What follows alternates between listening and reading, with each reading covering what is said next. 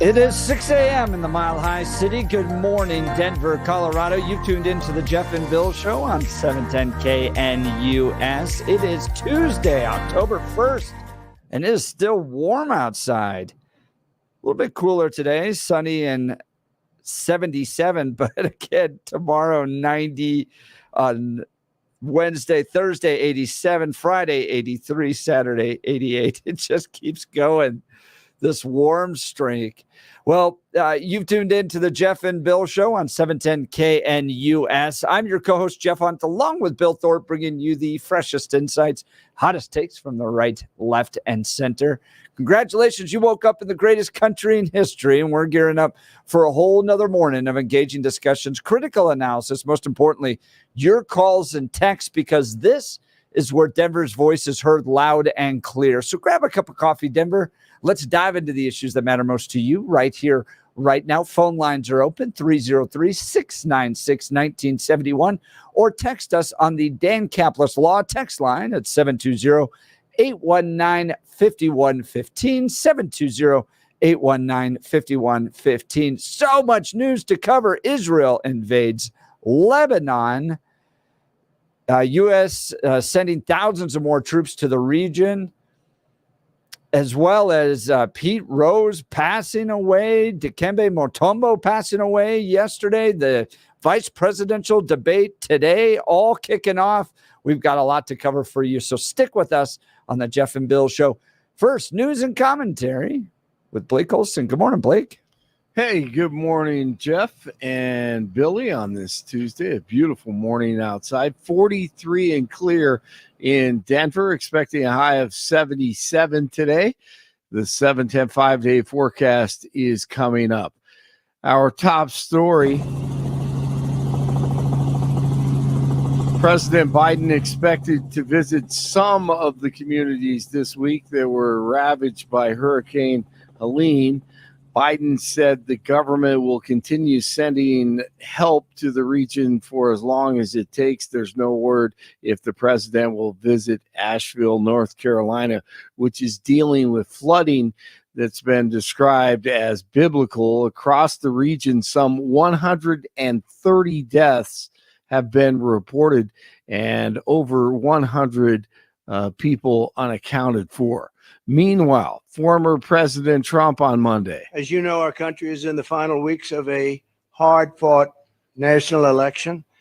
But in a time like this, when a crisis hits, when our fellow citizens cry out in need, none of that matters. We're not talking about politics now. We have to all get together and get this solved. We need a lot of help. They have to have a lot of help down here. We look out for one another. We pull together. We pitch in. We persevere, and we pull it through.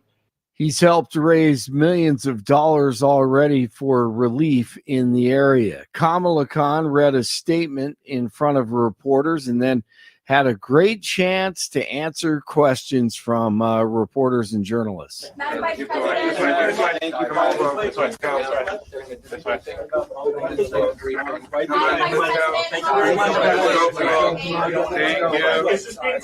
Yeah, that's not happening. So she talks to real journalists, former NBA players Matt Barnes and Steven Jackson, on a podcast called All the Smoke.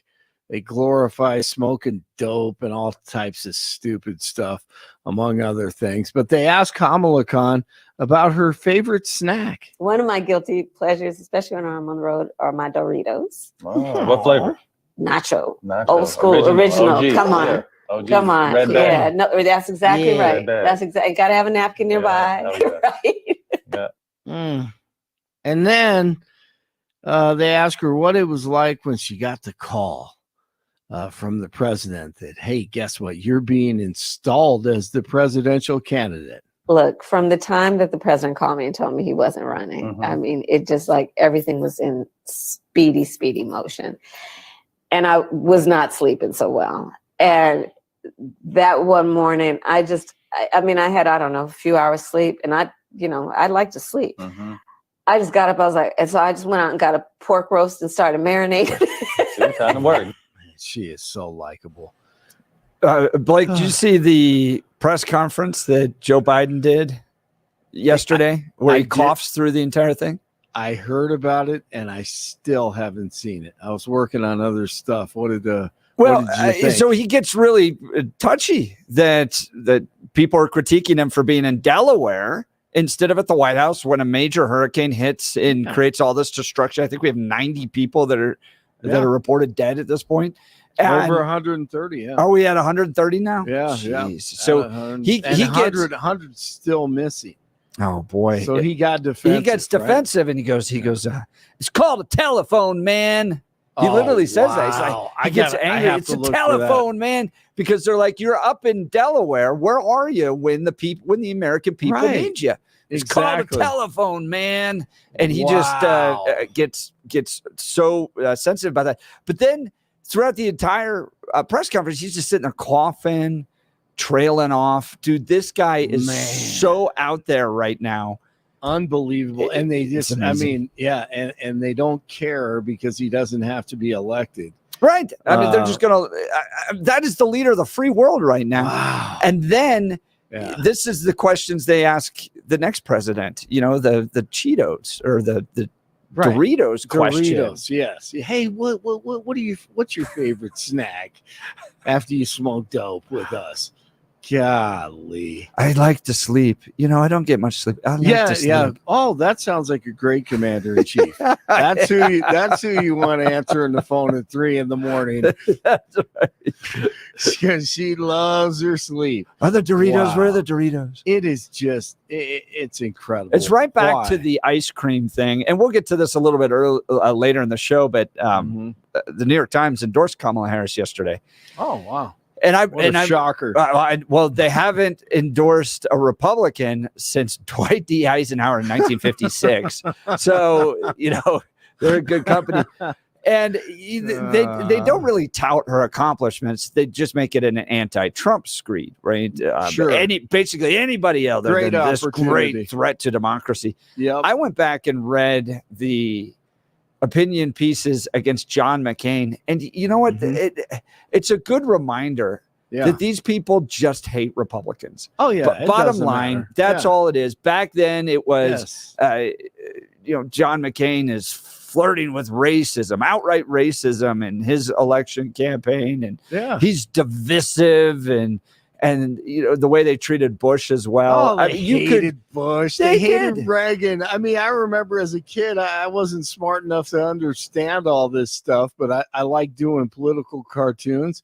And all I can remember is how evil Ronald Reagan was, even though my dad would tell me, no, he's a good man. Right. And I'm like, yeah, but Dad, everything here, everybody in LA and New York and Chicago and all these newspapers, look, he's doing something wrong, so it doesn't matter. It kind of comes down to their point being bottom line, they just want to portray Republicans as like demonic. Yeah, and they do a nice job. Right. So they do. No, absolutely. It doesn't matter. Whoever puts an R in front of their name. That's exactly right. That's what's going to happen. So until you understand that, you can't see clearly. You really can't. Yep. So when it comes to the media, all right. The White House has no plans to intervene in a port workers strike that is underway. Members of the International Longshoremen's Association walked off their jobs when a new contract agreement couldn't be reached. Financial company JP Morgan says a strike could cost the country roughly $5 billion a day.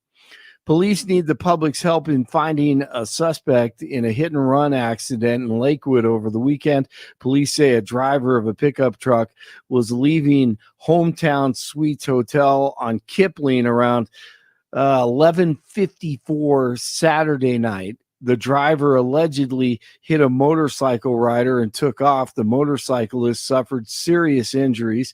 The suspect's vehicle is described as an older model blue pickup truck with damage to the driver's side rear quarter panel. The driver is described as an older white man with white hair. Anyone with any information should call Lakewood Police. News brought to you by Lair Fireplace and Patio, Denver's premier source for everything fireplace, patio, and grills, locally owned and operated since 1954, online at lairfireplacepatio.com. All right, we know that Dikembe passed away on Monday. We talked about that at the 9 o'clock hour, right after we found out about that. Dikembe Mutombo passing away at the age of 58, brain cancer. And Major League Baseball's hit king Pete Rose is dead at the age of 83, nicknamed Charlie Hustle. 2-1 pitch from Shaw into left center. There it is. Rose has eclipsed Cobb. That's number 4,192. Man, I mean, he did everything. Call him Charlie Hustle for his base stealing, but he played 5 positions. He was part of the Big Red Machine and banned from baseball because of his gambling.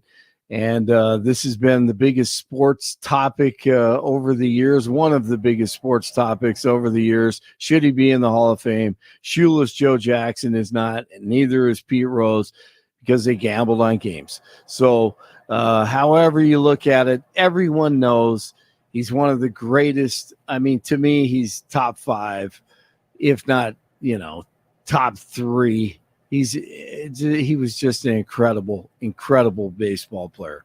Pete Rose, dead at the age of 83. Blake, I want to ask you about Pete Rose. You think he should be in the Hall of Fame? See, I go back and forth on this. I get it. I understand the history and the integrity of the game and why they did it and why they do it. I think they may need to reevaluate it and say, okay, in a situation like this, we need to look at it maybe 25 years later. I don't know. Do you think if he had admitted to it? Yeah, well, he did in this book. He actually did. And let's see. Here's his last interview. Just I got this for you because I knew you wanted to talk about it. I always believe in baseball, and I believe somewhere in the future, baseball will give me a second chance. That's all I can go on. Okay? I hope it happens while I'm alive. I hope it happens while all my family's alive, because that's really what the Hall of Fame is about. Fans and family. I don't think there's anything I could do about it except what I try to do. Keep my nose clean. Stay out of trouble. Be a positive person. Be a good public relation guy. And go around the country, which I do on a daily basis, and sell the game of baseball. I love the game of baseball. I worry about the game of baseball. I want it to succeed. I have 2 grandsons that someday will play in the big leagues. And I want them to be in the big leagues when it's really doing well. So I don't think the commissioner at the time, Bar Giamatti, thought that he was remorseful enough, and he denied it. But at that time, both of those guys, Shoeless Joe Jackson and Pete Rose, should be in the Hall of Fame somewhere. I mean, he was absolutely incredible, and I can celebrate his. What he did on the field from what he did off the field. And, it was a different time also with the pressure that he got from bookies and, his story. He talks about it in his book, but no excuses. But I think there needs to be maybe a grandfather clause or something in there, possibly. But a lot of people feel strongly about this. Yeah, really, and I'd love to hear from the callers on this. 303-696-1971 or text the Dan Campos Law text line 720-819-5115. Do you think Pete Rose should be in the Hall of Fame? Look, this was before my time, Blake. Mm-hmm. What did he write about with regards to the bookies? I saw in the Wall Street Journal 52 Reds games that he bet on in 1987. So now I don't know if he said, listen, I always forget this. Did he actually say, yes, I bet? He's admitted he's made mistakes and he's become more remorseful over the past decade, 15, 20 years. I really do think he's been a good ambassador, if not a great ambassador for baseball. And he had a problem, and that was later in his career when he was a manager, especially. But they did say that he did bet. In the latter portions of his career, and it's betting on the team to lose, right? Team. No, I think that part I still haven't seen. Maybe maybe someone knows out there. As far as I know, he bet on his team to win. Now, Shoeless Joe Jackson in 1919 in the World Series, that was a scandal where they bet on him to throw the game. So they tried to lose it, and say it ain't so, Joe, and the kids, the baseball fans saying, "Oh, this ain't real, is it, Joe? This didn't happen, did it?" And he walks away and said, "I'm afraid it did, son." So he admitted it, but it's part of the story of baseball, and the dark portions, the highs and lows of the game on and off the field. And I think it needs to be told. And you just heard Rose talk about family right there. It is. I mean, it's all about family and baseball, and you taking your family out there and maybe explaining, hey, this guy had a gambling problem, but he was one of the greatest. But he corrected himself. So I would say, yes, he should be in the Hall of Fame now. Here's an article on what did Pete Rose do. This is Sporting News. Mm-hmm. After stints with the Phillies and Expos, he returned to Cincinnati midway through the 1984 season as a player manager. Right. He held that post through the 86 season when he announced his retirement, shifted focus to being a full-time manager of the team. In 1989, Rose came under scrutiny by the league for allegations over placing bets on baseball after several betting slips belonging to Rose were found in an Ohio restaurant. The Sports Illustrated report connected the owner of the restaurant, Ron Peters, and one of Rose's friends, Paul Jansen, as both having run bets for Rose. Jansen claimed Rose would signal bets to him from the dugout during games, which Correct. Rose called ridiculous. Asked in March about the reports, Rose refused to deny outright betting on baseball, saying only that he would later have a chance to provide his side of the story. In April 1989, Giamatti became the commissioner and opened an official investigation. Yeah. Yeah, and then it gets into some more comments on that. Yeah, I think he basically admitted in his book that he did, but he never lost $450,000 in a 3-month span in 1987. Okay. Jansen claimed Rose said he would consider throwing a game if a large enough bet was placed on it, and said he'd check with managers before games to ask about the health of opposing players before placing bets on their teams. He would talk about his gambling in front of a lot of people, and his answer for that always was, "They can't get me," Jansen said. He put himself above everything. "They can't get me," he'd say. "What have they got? What are they going to prove? How are they going to prove it?" Okay. But that hasn't been proven. That's just hearsay. Right. So, yeah, I mean, he's bottom line, he'll go down as one of the greats. Everybody knows it. But he's not in Cooperstown. So it'll remain one of the great sports debates of our time. Yeah. I'm sympathetic to the idea that he was a great player. Yes. I think about this with the NIL and Reggie Bush too, and whether or not Reggie should get the Heisman Trophy back.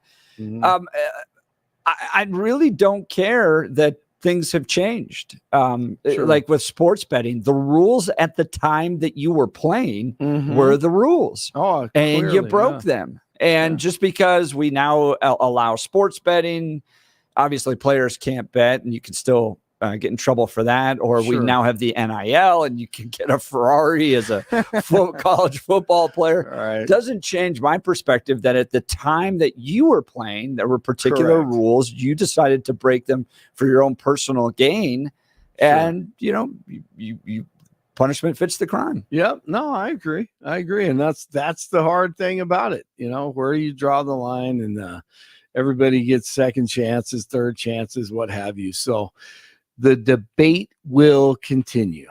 Thank you, Jeff, for that. 39 in Castle Rock, 41 in Lakewood, 43 in Denver. Jeff and Bill continue. It's Tuesday morning.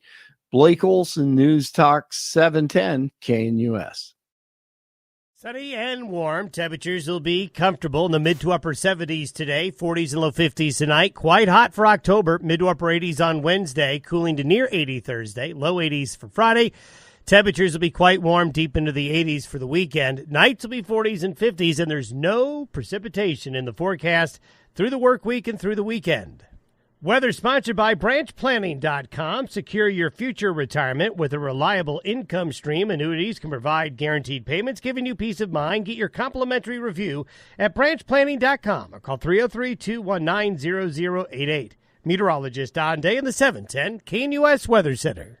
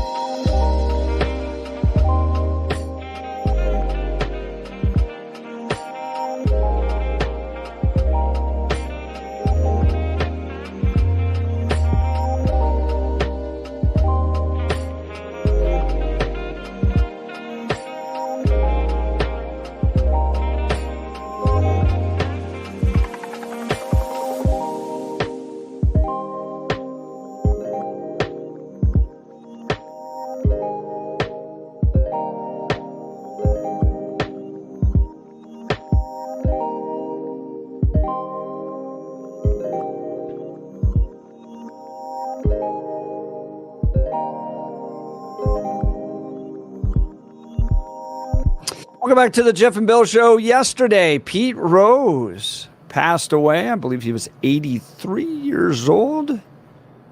Yep, 83. What do you think? Should he be in the Hall of Fame, Bill? Ugh, that's a tough one. And I'm torn because, one, I'm not a baseball guy. So the idea of, I don't get as wrapped up emotionally as I do on things like soccer and snakes. So there are things where I have a little bit of distance on this one. And if baseball wants to say no gambling on baseball games and that keeps you out, okay. If that's your rules, but I'm torn because sports betting is huge and we're betting on everything and the fans. And so the idea to have this, literally everything. You can bet on who's going to win the coin exactly. toss, coin flip and everything. I mean, there are things like, which team in the Super Bowl, which team's going to kick the first field goal. You can bet on which team's going to score the first run. Who's going to get the first strikeout, who's going to be the first person that swings out. All of those things can be bet on. And the fact we go, no, but these guys can't do it is weird. I mean, I understand the fundamental as to why, but sorry, I need some delicious coffee. Okay. But there's the other side of baseball where we have the steroid era. And that's the other part where I look at it and go, well, if we're going to let some of them enter into the Hall of Fame, if that conversation happens, then why not the betting people? Because in my mind, both is sort of a form of cheating. And so that's what I'm kind of looking at. Yeah. Heck yeah. And that's where I'm really kind of, I'm torn on. It's weird for me, but baseball also, though, has this long storied, historied set of rules that in my mind is unlike any other major sport. And that includes my favorite soccer. They have this long history and these little unwritten and written rules about what you do and can't do, where it takes time for them to adjust and you don't break some of these hallowed rules. And so I kind of look at it and go, I think that if the rule is no betting on games, then yeah, he has to stay out. And what it would be is, we always talk about deterrence factor in Crime and Punishment. Yeah. And this is a deterrent to anyone who says, exactly right. I could go out there and I could bet, but that prevents me from ever being in the Hall of Fame. Is he the example that prevents the kids right now from going out? Because as we know, one thing that is true in life is that children and I will say children, especially young men between the ages of 18 to 27 always make wonderful decisions. That is one thing that is universal. There aren't any stupid decisions ever made by young That's men why during we that hand age them range. weapons of war Exactly. and send them out into a field. But at least we teach them first. We don't just go, hey guys, here we are, come out of the back of the van. I mean, we spend a lot of time breaking them down and then building them back up mentally in order to be able to accomplish that, because young men at that age may be able to make a lot of stupid decisions. And so I can see why young men would make very stupid decisions at that age, not understanding the ramifications later on down the road. I made some dumb decisions at that age, figuring, no, I know this is probably going to hurt me a little bit, but old Bill is going to have to worry about that. Well, old Bill is here, and it sucks. And I'm dealing with it, and my friends at Balanced Well Space is some of those bad decisions. And that's it. Is we can see that those kids make bad decisions all the time. We saw Tyreek Hill getting arrested before a football game by making a bad decision by driving too fast down the road. We can talk about how the cops dealt with him, but what is not at issue is the fact that he was driving recklessly. So he was making a bad decision at that time.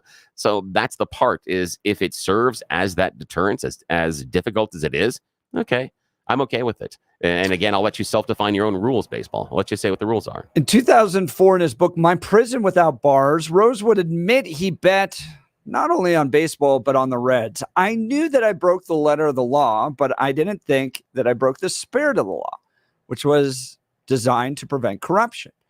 During the games, I gambled as a manager. I never took an unfair advantage. I never bet more or less based on injuries or inside information, Rose wrote in his book. I never allowed my wagers to influence my baseball decisions, so in my mind, I wasn't corrupt. Granted, it was a thin distinction, but it was one that I believed at the time. Yeah, I think he needs to stay out. Yeah. I think he needs to stay out to protect the integrity of the game. This is like the one rule that baseball's had. And I would say even that about the steroids, guys. See, I would too. I would keep the steroid guys out too, because it was so obvious. These guys and the part of me is Marvel characters. Oh yeah, and I understand people saying, well, that was the rule of the time they played, but yeah, but guess what? Not everybody used the steroids, and that's different. Where under Pete Rose and the betting rule, everybody is held accountable for that betting rule, and everybody has that available to them. But the steroids, not everybody did them. So unless we're going to go all steroids, fine. But that or do a steroids wing inside of the Hall of Fame. And I still have Tosh, Daniel Tosh. He talks about the idea that, okay, if you want to have steroids in let them all go. Let them all go, because then they'll be like like your NFL Madden games. So if that's what you want, go right ahead. The all steroid sports overall fine. 99. Exactly. If that's what you want, go right ahead. 8 feet. Yes. 400 pounds with a speed of you have field goal kickers kicking it from a 1 yard line all the way down the other side of the field and scoring. Yes. Okay. If that's what you want to do, go right ahead. But yeah, we got to play by the rules that are there. Let's go to Tracy Longmont. Good morning, Tracy. You're on the Jeff and Bill Show, News Talk 710 KNUS. Hey, how you guys doing this morning, man? Doing good. How are you? Hello. Hey, I called in because when I heard what you said about Pete Rose, and I met him when I was a little kid. I went to stay with my aunt and uncle in Houston, and they took me to an Astros game, and they were playing the Reds. And I had all the Astros. They signed my pennant, and so did Pete Rose. I got to meet him and shake his hand when I was a little kid, man. Oh, that's awesome. What do you think of Pete? I like him, man. Yeah, do you want to see him in the Hall of Fame? I don't know that much about baseball, but he was cool to me. That's all I can say. He is. It's cool to meet those guys. I took my son down to meet Charlie Blackmon a few years ago when he turned 10. I don't think he'll ever forget it. Got a signed baseball by Charlie Blackmon. Man, that is the beauty of being a young boy or girl growing up in this country, meeting your sports idols and having that connection, having that story. I mean, you're carrying that all the way now. You'll never forget that. Yeah. No, I'm 55 years old. This was like in 79 or 80 or something when I met him. That is great, Tracy. I appreciate the call. Thanks so much. Yeah, Give us a call. I'd love to hear from you. Tracy's line will be open. Do you think Pete Rose should be in the Hall of Fame? 303-696-1971. I want to talk to you about someone that absolutely should be in the Legal Hall of Fame, and that's Dan Caplis and Dan Caplis Law. I've known Dan for well over a decade. This guy's pro-life, pro-family, pro-America. That matters because who you choose to represent you in an injury case says a lot about you to everyone involved in the case. Dan Caplis is the son of a police officer. He's a former seminarian who's dedicated the last 40 years of his life to helping people who are hurt in serious motor vehicle crashes. But more than just being a great guy, Dan is a real winner in the courtroom. Dan is believed to be the only lawyer in Colorado history to win 5 straight multi-million-dollar verdicts in Colorado crash cases. Dan is also believed to have won the largest truck crash verdict in Colorado history. Dan Caplis Law is so trusted that they're the official law firm partner of the Denver Nuggets and the Colorado Avalanche. Dan Caplis Law is a serious firm for serious cases. He accepts righteous injury cases on a percentage fee basis so that Dan can represent good people from all walks of life without regard to ability to pay. If you need Dan's help, give him a call at 303-770-5551. That's 303-770-5551 or hit dancaplisLaw.com. That's Dan, C-A-P-L-I-S Law.com. We'll get to your calls and texts. You're listening to The Jeff and Bill Show. Denver's talk leader, News Talk 710 KNUS.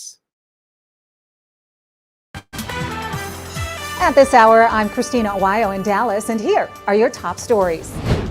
The number of people canceling their Netflix accounts skyrocketed after the co-founder of the company, Reed Hastings, endorsed Kamala Harris and donated $7 million to her campaign. According to a report, the streaming platform has the lowest rate of cancellations in the industry, but in July, cancellations jumped to 2.8%, which is higher than any other month since February. The cancellation soared unusually high in the 5-day period following Hastings' endorsement on X when he wrote, "Congrats to Kamala Harris. Now it's time to win." Trump supporters called for a boycott and posted pics of their canceled accounts online. According to Bloomberg, July 26th was the streaming giant's worst day for cancellations this year. Oregon transportation authorities waited weeks to tell election officials about an error that registered more than 1,200 people to vote, despite them not providing proof of U.S. citizenship. Oregon's DMV first learned about the illegal registrations on August 1st, but the Oregon Secretary of State says she only became aware of the error 6 weeks later. The mistake happened in part because Oregon's DMV automatically registers most people to vote when they get a driver's license or ID. Elections officials say they removed more than 1,200 voters from the rolls because of the error. Texas Attorney General Ken Paxton is fighting back after a judge ruled that he is not allowed to investigate voter harvesting schemes in the state. In Dallas, Christina Awayo, Salem News Channel.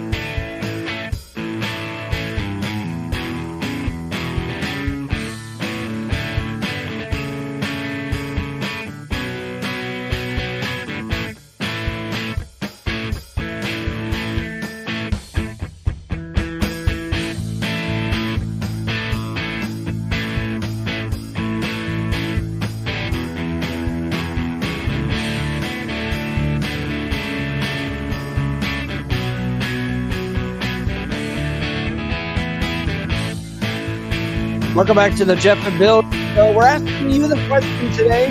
You pose, in light of his passing yesterday at the age of 83, be permitted to join the Hall of Fame? Should they allow him to be on the ballot? Currently, they don't. And this stems back to gambling on games that took place in the mid to late 80s. Taking your phone calls. Let's go to Steve, Denver. Good morning, Steve. You're on the Jeff and Bill Show. Morning. Good morning, folks. I definitely think he should not be on the ballot or in the hall.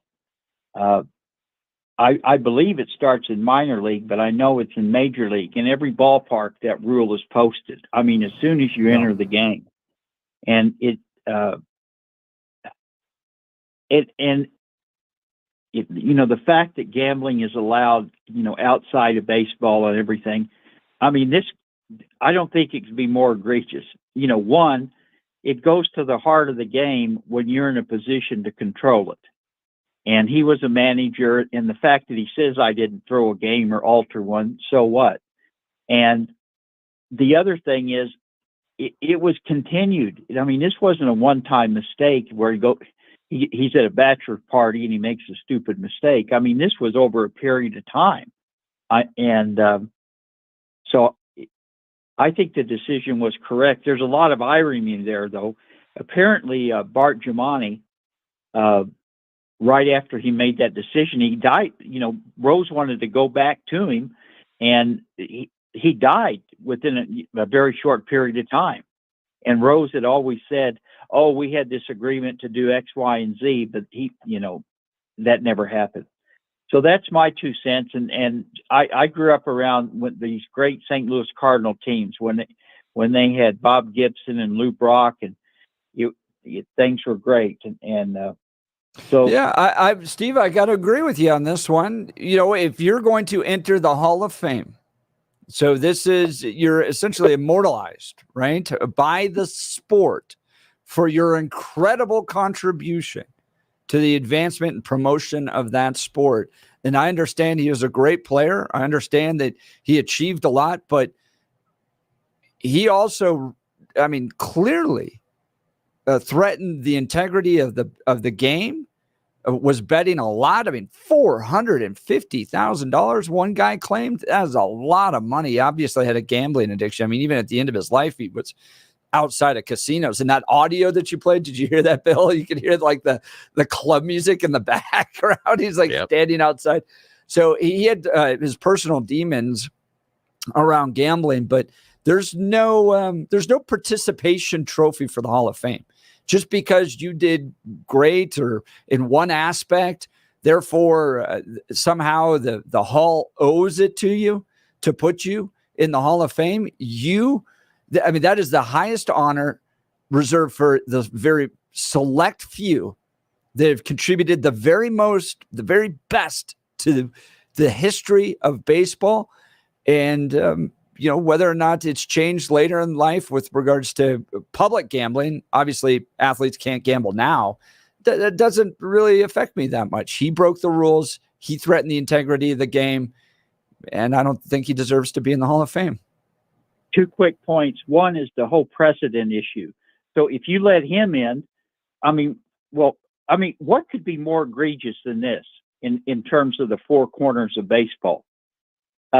This is not something where, it was his own private life, and he drank a lot. He, got involved in all kind of domestic stuff off the field. This went to the heart of the game, actually. And it's even more egregious when he was a manager than a player because he controlled things. Yep.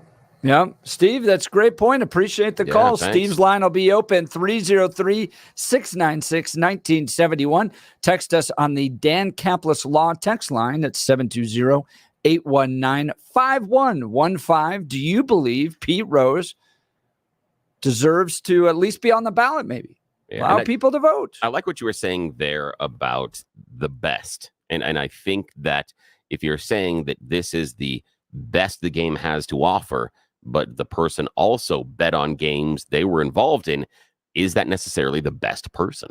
Yeah, is that? Right. And I do think that does play and should play into it, that it isn't always just about what happens on the field. I think that's part of the reaction. I come at this from a Denver Broncos fan, and the Broncos routinely getting shunned from the Football Hall of Fame because of where we are. If we were the New York Broncos, if we were the LA Broncos, it would be much different. If we were the Philadelphia Broncos, because of the population size and how the media culture works. But we've had some amazing players. You have Randy Gradishar, Carl Mecklenburg, people that are standouts on the field and off the field. Did you hear Gradishar's speech, by the way? Yeah. Dude, It's incredible. He just reads right out of the book of Romans. Yeah, he does. But again, just such good people. And the idea that, and then we look at the idea of, okay, Michael Vick had incredible talent, but was also incredibly flawed. Yep. So is that someone that goes into the Hall of Fame? And I think you can make an argument at times about Terrell Owens having phenomenal stats, but because of who they are as a player and what happened off the field, does that also create a detriment to that? What is your level of putting someone in the Hall of Fame? Because that should be someone to look up to. And I would argue that it's not only their performance off the field, but it is also their character on the field, but also the character off the field as well that does matter. Yep, Yeah. I agree entirely with you. Would love to hear from you. Give us a call, 303-696-1971. You're listening to The Jeff and Bill Show. This is Denver's Talk Leader, News Talk 710 KNUS.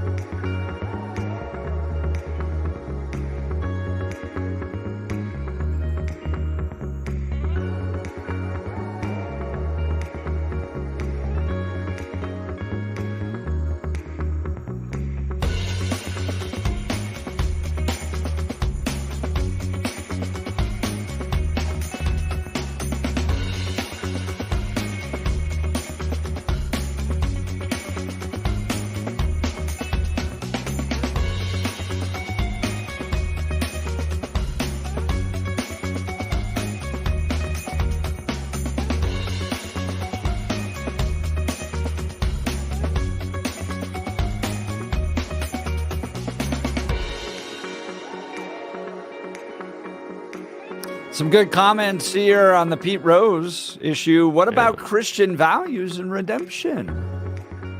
Why is there no second chance for Pete? Well, like it or not, he's one of the most famous players of all time. Well, he can ask for redemption and have forgiveness. It doesn't mean he gets to get in the Hall of Fame. He can talk to our Lord and Savior about that, and he can be forgiven for what he did, but it doesn't mean he get in the Hall of Fame. It's no, I don't. I see that's the part of the thing where I disagree, because in theory, then, if we go off that principle in these type of situations, then in theory, there are no rules. And part of it being the idea of forgiveness and redemption, and oh God, do we really want to go this theological this morning? Okay. Part of that is that's a relationship between you and your Savior, and I disagree with, and we do this in my Catholic religion, I disagree with the idea of the priest giving you absolution, because I'm not certain it's their role. It should be something where priesthood you talk of all believers. I know that, but some but Protestant the role, tendencies. yeah, there, but the role being more about the relationship with God, and so the priest should be that conduit for your forgiveness, not necessarily. But again, I come from the religion that sold indulgences. So we had little pieces of paper you could pay for to pay off your sins. So I get it.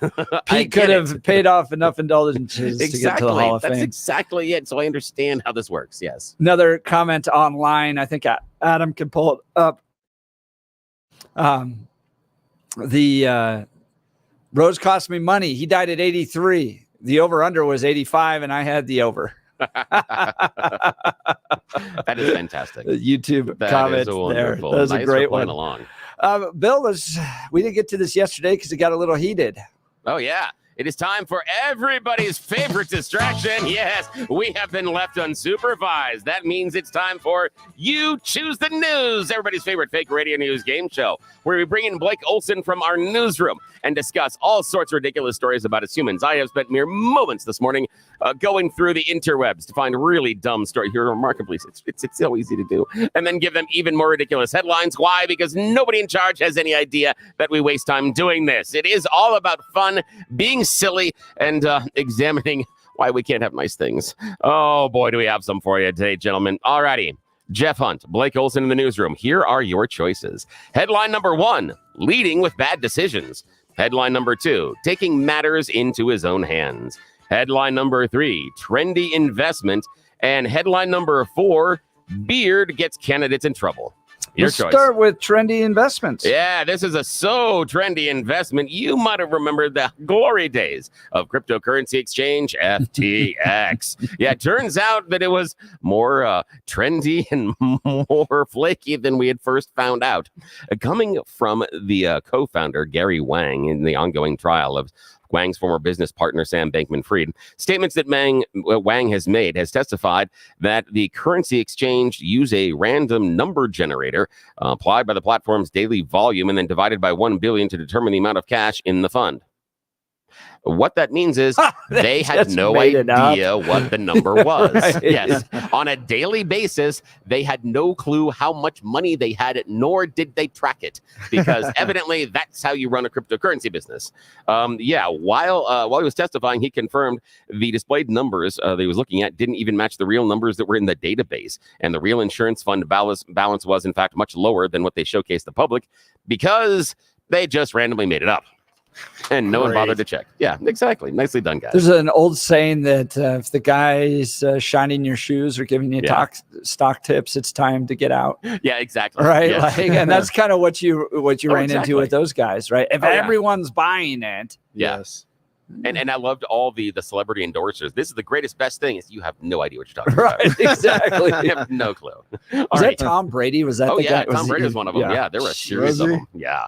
Okay, Mr. Hunt, leading with bad decisions, taking matters into his own hands, or Beard gets candidate in trouble? I think it's Blake's. Oh, it's Blake's. It's right. Yeah, Blake, your choice. You led with a bad decision. Yeah, I'll leading go with a that bad one. decision. Here we are going to lovely old England and going to be covering Boris Johnson. He has released a new memoir. It's going to be published next month, and there are some shockingly bad decisions inside that he admits to. One of them, his plan to invade the Netherlands.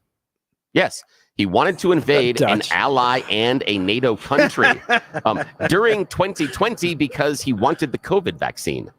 He legitimately has admitted that he approached his advisors saying, I think all those vaccines were made in England or belong to us for some weird reason. He was fomenting a plan to take them by water. He was going to have ships dock outside of the Netherlands. They're going to break into a warehouse and steal all the vaccines because I'm sure that'll go over well. Well, they can only be defended on their bikes. Yeah, so exactly. maybe it's the funny thing is to take advantage. He did say that eventually the advisors did tell him effectively invading a NATO ally would be nuts, and he backed away from that. Yeah, good for him. Exactly. He's so smart. If it wasn't the people elsewhere in the room, he would have invaded the Netherlands. What was that great boat thing? Dunkirk? Oh, yeah. Yeah, it's like the reverse of Dunkirk. Yeah, it is. Instead of pulling all your... Yeah. That's right. Yeah. And the fun part about it is he wants to be prime minister again, too. So that's awesome. fantastic. Yeah. Also, okay, final choice this morning, Mr. Hunt. Taking matters into his own hands or Beard gets candidate in trouble? Beard. Yeah, Beard is getting a candidate in trouble, specifically the beard of Mr. Derek Anderson. He is a candidate running for Virginia's 7th congressional district. He is clean-shaven, and he's also not married, despite the fact that he's appearing in campaign publishes with a woman and 3 young girls. He's in both videos and pictures of him being very, very family. However, those people aren't his family. They belong to a family. They belong to a longtime friend. It's a friend's family that he just borrowed to put into pictures, as if nobody would notice, despite the fact that he announced recently he just got engaged, which I guess the fake wife is very concerned about. Yeah, I would be too. What the hell, people? Oh, that's it. That is the end of You Choose the Renta News. family. All right. Yeah, Heidi Ganahl is going to join us in the 7 o'clock hour. She's doing some digging. We got some questions for her, so you're not going to want to miss it. You're listening to the Jeff and Bill Show. Denver's talk leader, News Talk 710 KN.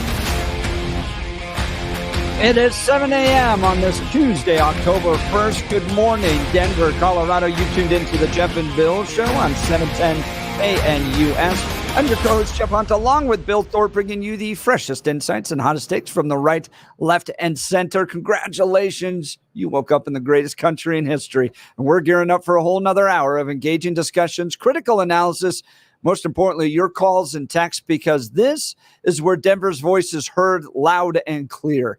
So grab a cup of coffee, Denver. Let's dive into the issues that matter most to you right here, right now. Coming up after news and comment with Blake Olson, not the gold standard, bit of fool's gold. Heidi Ganahl finds areas of election concern which must be addressed before November 5th.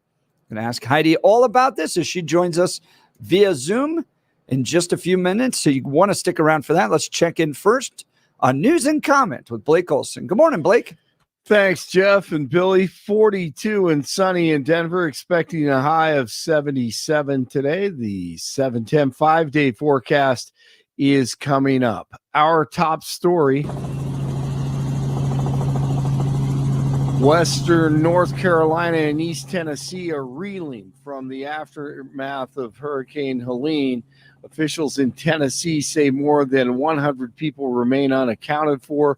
Asheville, North Carolina is reporting at least 40 people killed, with the overall toll now around 130 across the Southeast. Former President Trump in North Carolina and talked about the devastation on Monday. As you know, our country is in the final weeks of a hard-fought national election. But in a time like this, when a crisis hits, when our fellow citizens cry out in need, none of that matters. We're not talking about politics now. We have to all get together and get this solved. We need a lot of help. They have to have a lot of help down here. We look out for one another. We pull together. We pitch in. We persevere, and we pull it through. Kamala Khan read a statement about the destruction, and then time to answer some questions from reporters.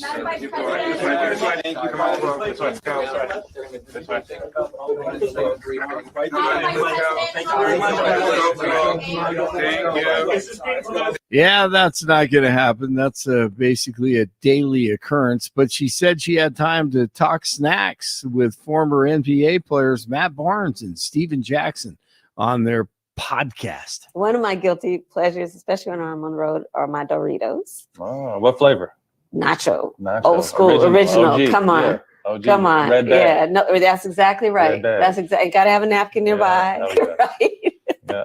And her good buddy Biden, President Biden, at the White House, and he was pressed on why he wasn't in North Carolina. Here's the video and the audio that Jeff was talking about.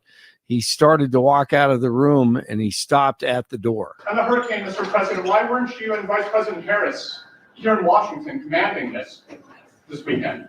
I was commanding. I was on the phone for at least 2 hours yesterday and the day before as well. I commanded. It's called a telephone. Is it all my security people? Is it not important for the country to see?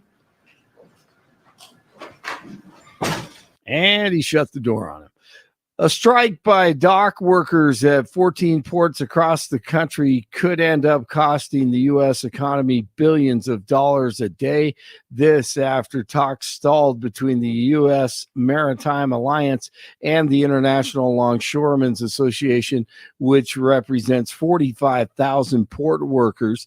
The White House hopes for a short strike, but President Biden has said he won't intervene.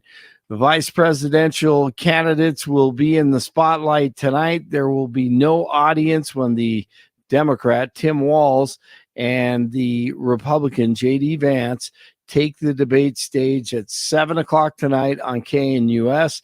CBS News anchor Norah O'Donnell and Face the Nation host Margaret Brennan will be the moderators in charge of making Vance look as bad as possible.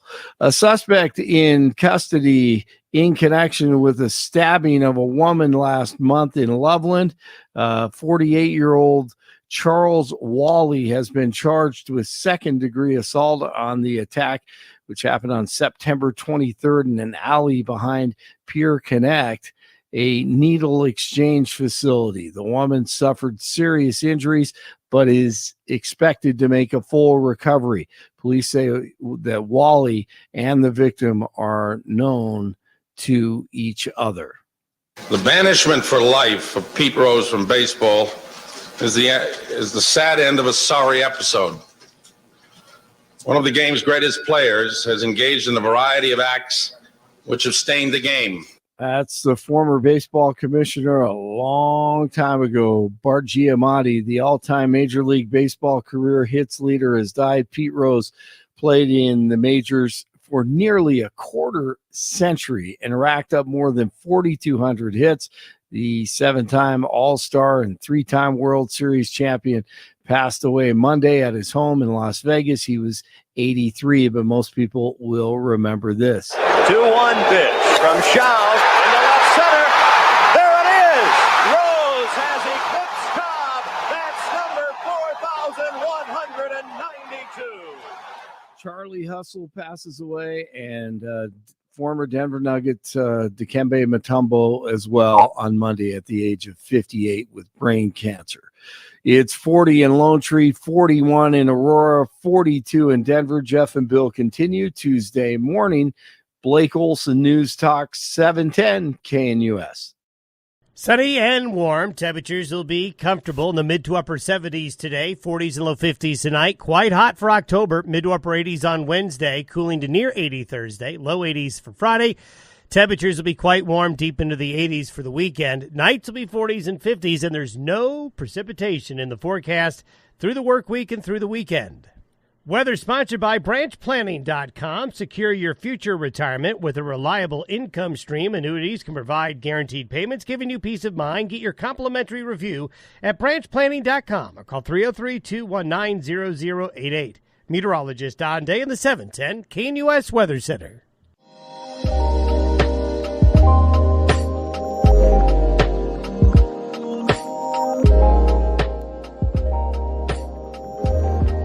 Well, you know her. She's a friend of the show, and she's fighting to reclaim Colorado's great Western values. Heidi Ganahl, she's the founder of Rocky Mountain Voice. And Heidi's been looking into, some of this election issues around 2022. And she has some concerns that she wants to make sure that the Secretary of State and others address before November 5th. She joins us via Zoom. Good morning, Heidi. Thanks so much for being on the Jeff and Bill Show. Well, good morning, guys. Happy to be here. So tell the folks what you found.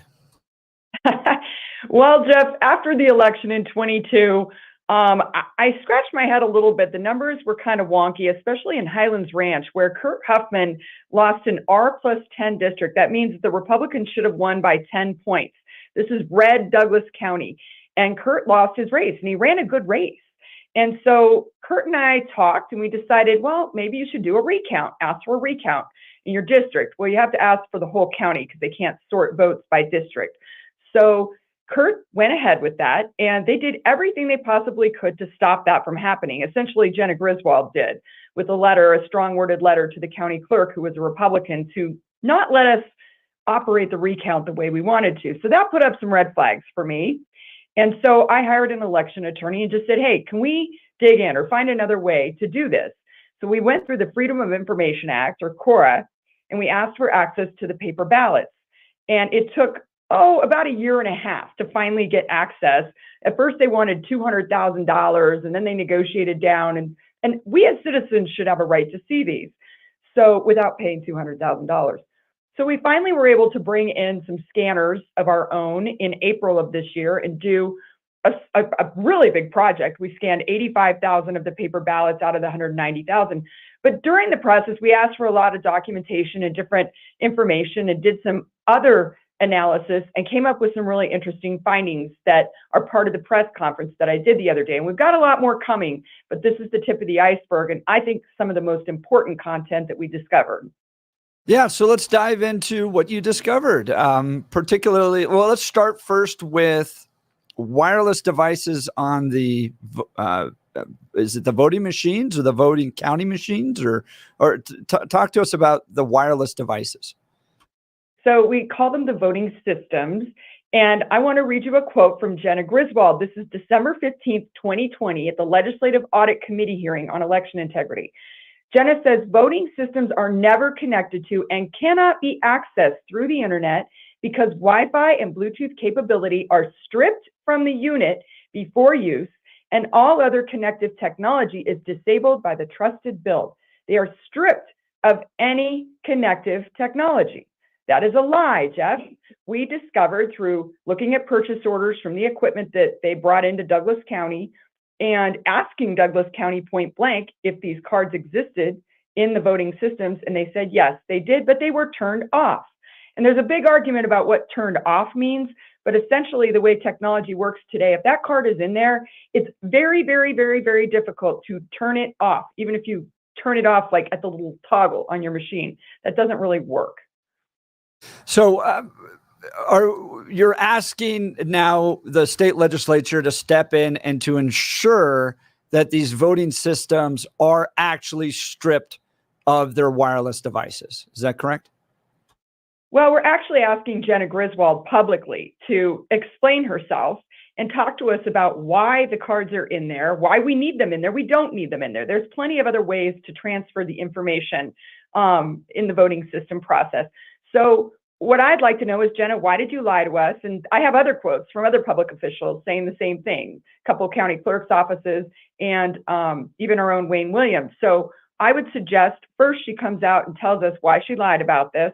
Second, why they exist, why the machines are ordered with the Wi-Fi remote access cards in them, and why they haven't removed them. It would literally take a tech person about 30 minutes to take out this little card, and there would be no question. And Jeff, this isn't about past elections.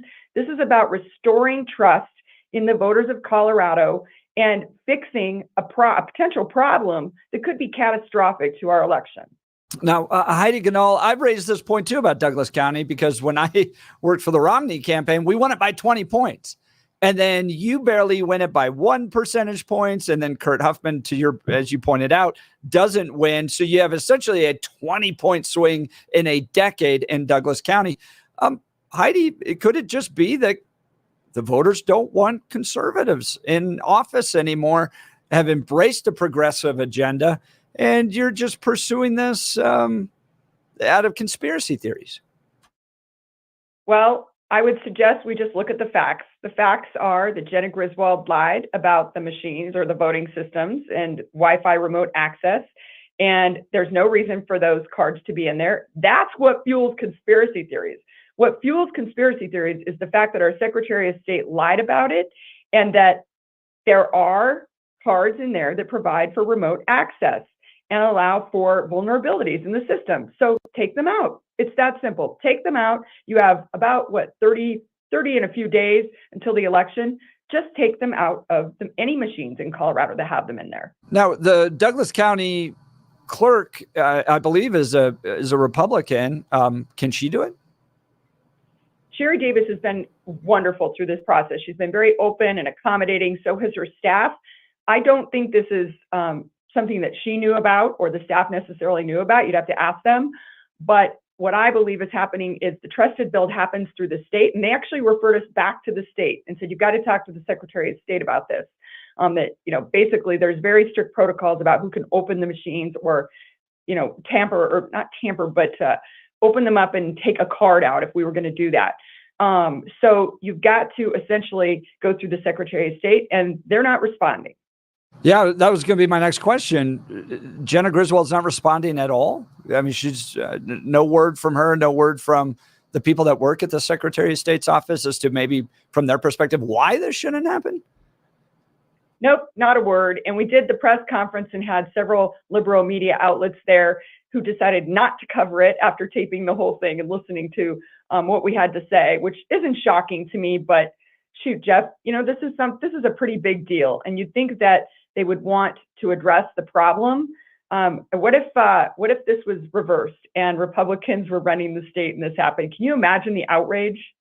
Yeah, no, I agree with you. I think part of the challenge we face, though, as conservatives is we were promised a lot, right? Like, we're going to unleash the Kraken and expose all this fraud that happened in 2020. So there's a little bit of a boy cries wolf challenge that conservatives have when you rightfully try to point out challenges, right? And errors and things that should be corrected so that we can trust our elections. They go back to 2020 and go, well, you guys said, there were servers in Germany and China was involved and all this stuff. And so it becomes a challenge for conservatives. I want to ask you about some of the other things that you found with regards to the drop boxes. Yeah, just a couple other things. One is the drop boxes are not as secure as they like to make it seem. They have video cameras on the drop boxes that are outside the buildings, but they are typically low resolution, which is not admissible in court, and typically aren't pointed in a way that you can actually see what's going on and capture any bad behavior. And then they have thousands of hours of video footage from the election that typically is not, they don't usually do a whole lot with it. They don't sit and review it and see if anything bad happened. So what we need to do is get higher resolution cameras that are pointed in a way that we can see what's happening, full, open, honest transparency, and live stream it on their websites, perhaps, let the public see what's going on, and then make it easy to report anything that you do see that doesn't seem right. Now, citizens are allowed to, anyone's allowed to put 10 ballots in each drop box or a drop box.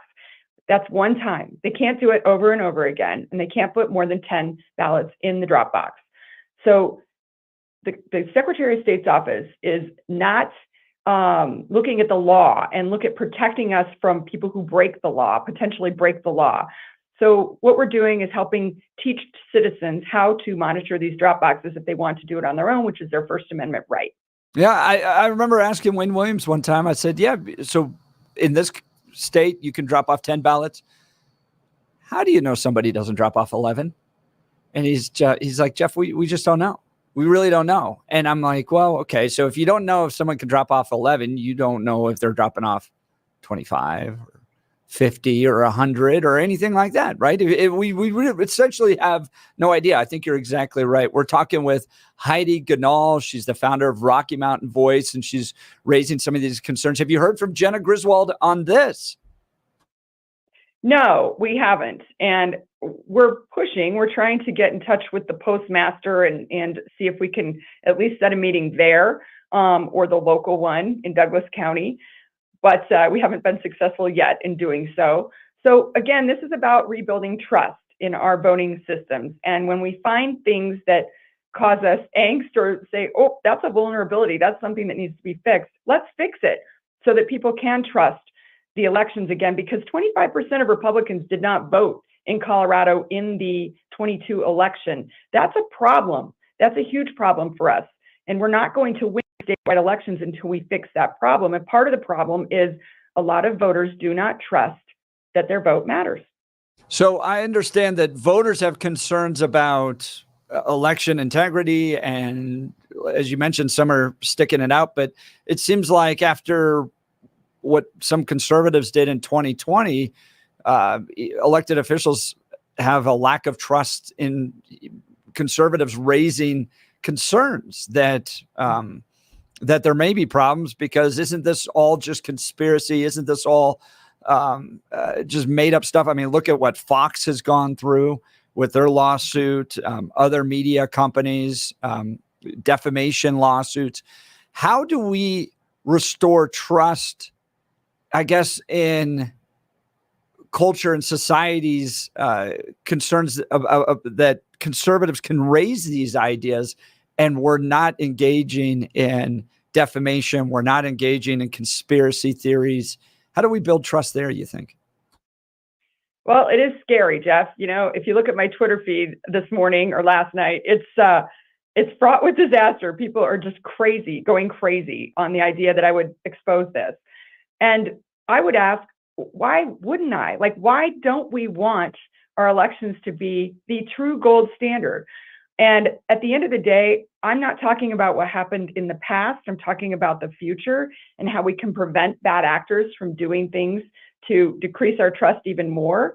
So I believe in being honest and open and providing sunshine on things that matter to the public.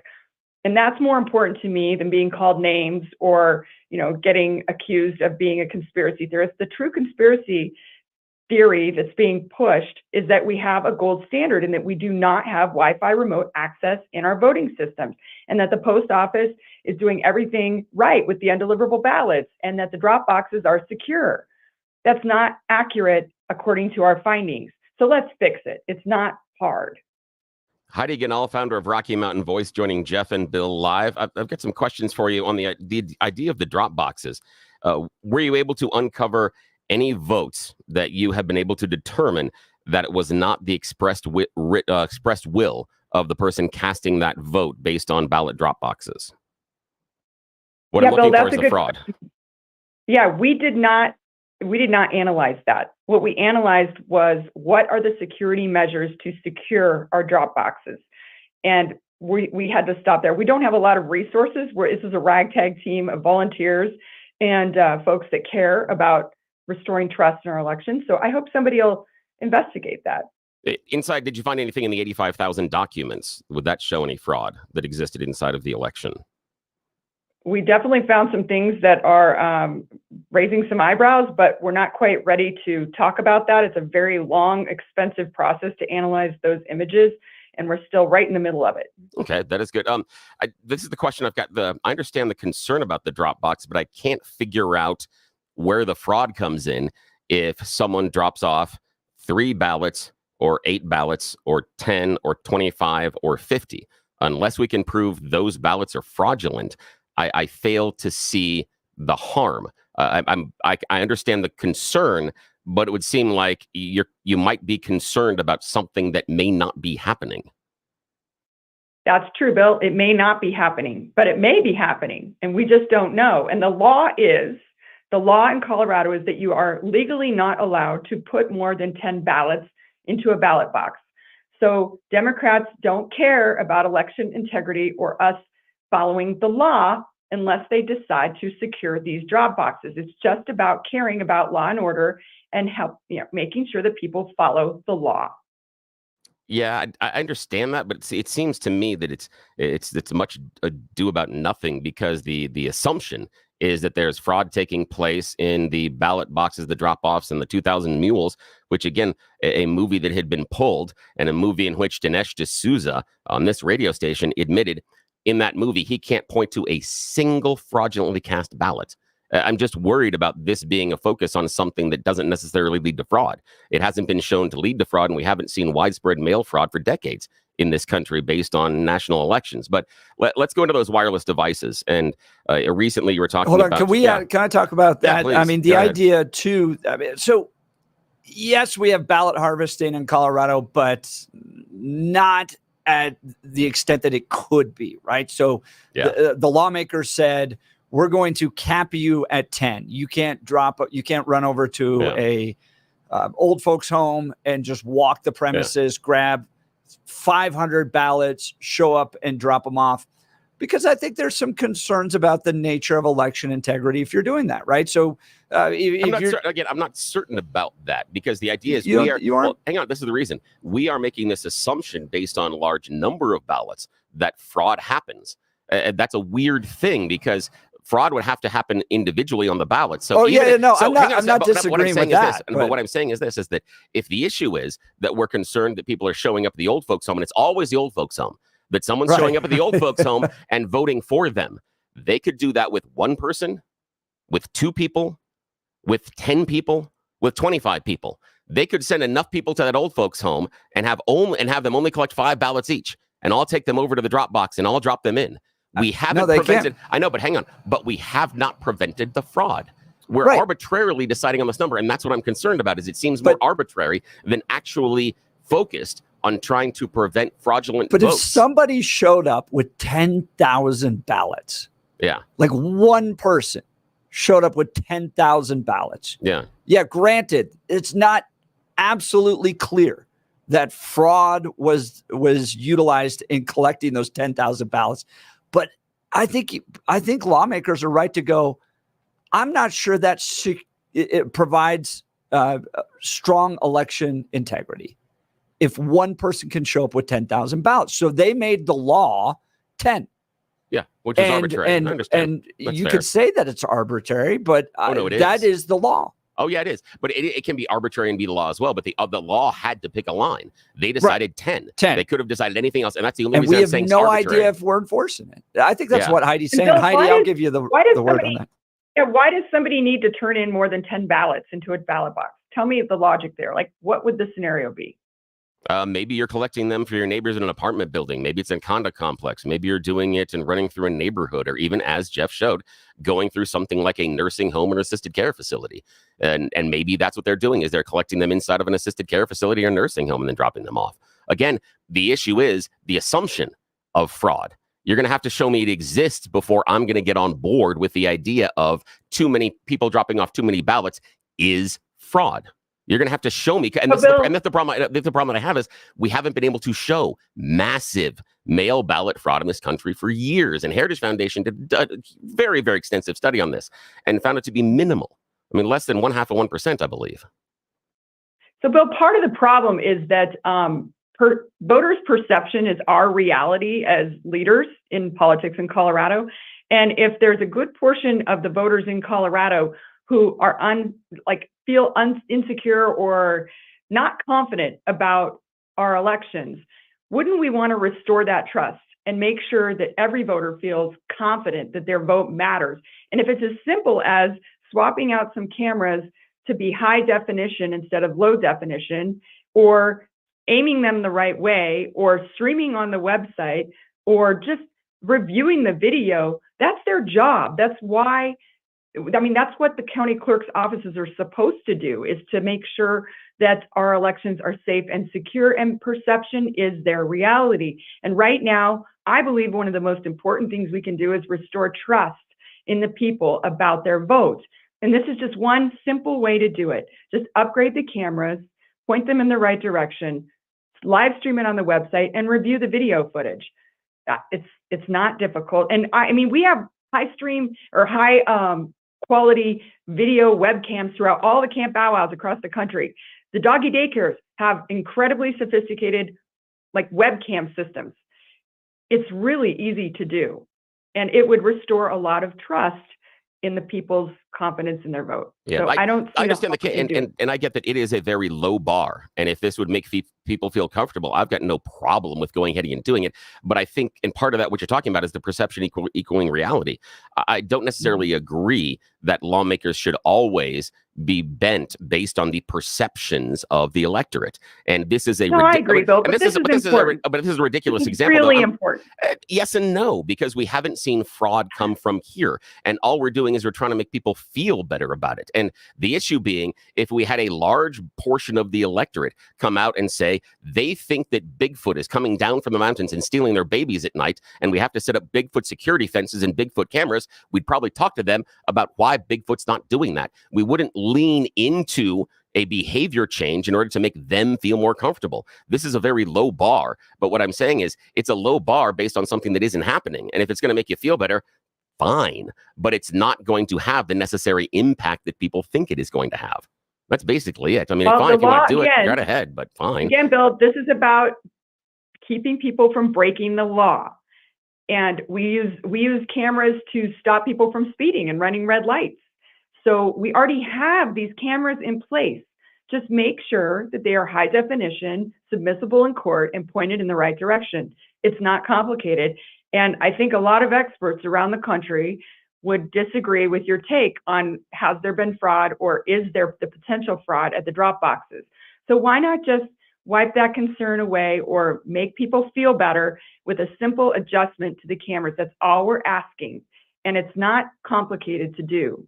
No, I agree. I agree it's a low bar, but Heritage Foundation did an extensive study, probably the deepest study that we've seen over the course of decades, and hasn't found. So wait, Bill, now fraud. people like the Heritage Foundation, like they've been just hammering them for the 2025 project, and now we're referring to the Heritage Foundation for our election integrity. That's comical. I don't see why it's funny, but okay. Let's go on to the wireless devices. Now, what is your concern about the wireless devices and how they're handled inside the system? So you're not concerned at all that someone might try and do nefarious things if they had access to our voting systems? No, that's not what I said. I asked you about what your concern is about the Wi-Fi systems in the machines. Are you concerned that our voting systems could be hacked or somebody could get in and mess with our vote at all? Based on the current protocols and how the system is handled, no, I'm not, because it is against Colorado law to have any of those wireless devices active inside of the machine. If you're worried about enforcing the law, but I know, Heidi, but you're worried about the law. I mean, but you don't have anything showing that the law has been broken. You're assuming a crime has taken place, and we have nothing showing that it has. And it is against the law to have any of those systems active. Not the purchase, not to have them in the machine. Do you trust but to have them? You trust the politicians that they know how to keep our voting system secure and prevented from being hacked. So why did Jenna Griswold lie? Why did she lie to us? Heidi, it's not the politicians in this role. That person that is in the role is the county clerk. The county clerk is the person that runs that. Not a politician? Wait, hang on a sec. The county clerk is the person that is in charge of the system, and inside of things like the trusted build, the thing that Tina Peters didn't test and didn't like, that BIOS update turns off the Wi-Fi system and makes it inaccurate, makes it inert every single time. So even if someone had gone in there and turned it on, it would have been turned off during the trusted build post-election. There also is an audit that happens, and I believe most counties in Colorado already have either removed it or have it permanently turned off. The issue is that's not accurate, Bill. Well, yeah, it is. That's information I'm I was sorry. given. I've just spent 2 years researching this. It's not accurate, and the BIOS can be adjusted so that there are nefarious things that can happen. It can again, be, but have you shown any? Have you shown any of the trusted builds turning it on? So far, we have nothing showing that. You're making assumptions that don't exist. But we're jumping, guys. I want to go back to the fact that Jenna Griswold, hold on. Jenna Griswold said they're stripped, and Heidi Ganahl has evidence they're not stripped. Bingo. It depends on how you're using the word stripped. If they are stripped of the capabilities, they could still be inside the machine. It's not difficult, Bill. It's take out the card. It's really simple. And actually, our technology experts said it can be done in just a few minutes. It's not hard. But it is hard because you have to have certain access and certain people in the room at the time. It's not just having the IT guy show up at your desk. Make one phone call and at your desk. At your desk. But even if they pulled them out there right now, though, the law is that they're inert, and 52 counties have all of their Wi-Fi components removed. That they're not there. They've already done exactly what you're asking for. Where'd you get that number? Enough. Matt Crane. Where'd you get that number? Matt Crane. So Matt Crane says that 52 of the 64 counties do not have these Wi-Fi remote access cards in them. Have moved to Wi-Fi free components. That is the quote. Okay. Well, I have not heard from Matt Crane, and I haven't heard from the Secretary of State. What we did is research Douglas County, and the Douglas County machines do have remote Wi-Fi access cards in them, and that's a problem because we've watched the public get so become so worried about this, the internet access to the voting system. So why not just remove it? And why did Jenna Griswold lie to us about that? Why did the public become concerned about it? Why did she lie, Bill? No, Heidi, why did the public become concerned about this? What's the reason everybody's worried about it? Because we had a presidential candidate wandering around telling everybody the vote was stolen. That's why. You think that not the fact that it can connect to the internet, but because Donald Trump talked about it, that's why people are concerned? Not talked about it, said it happened. That's different. But Bill, you're not worried about Jenna Griswold lying about this?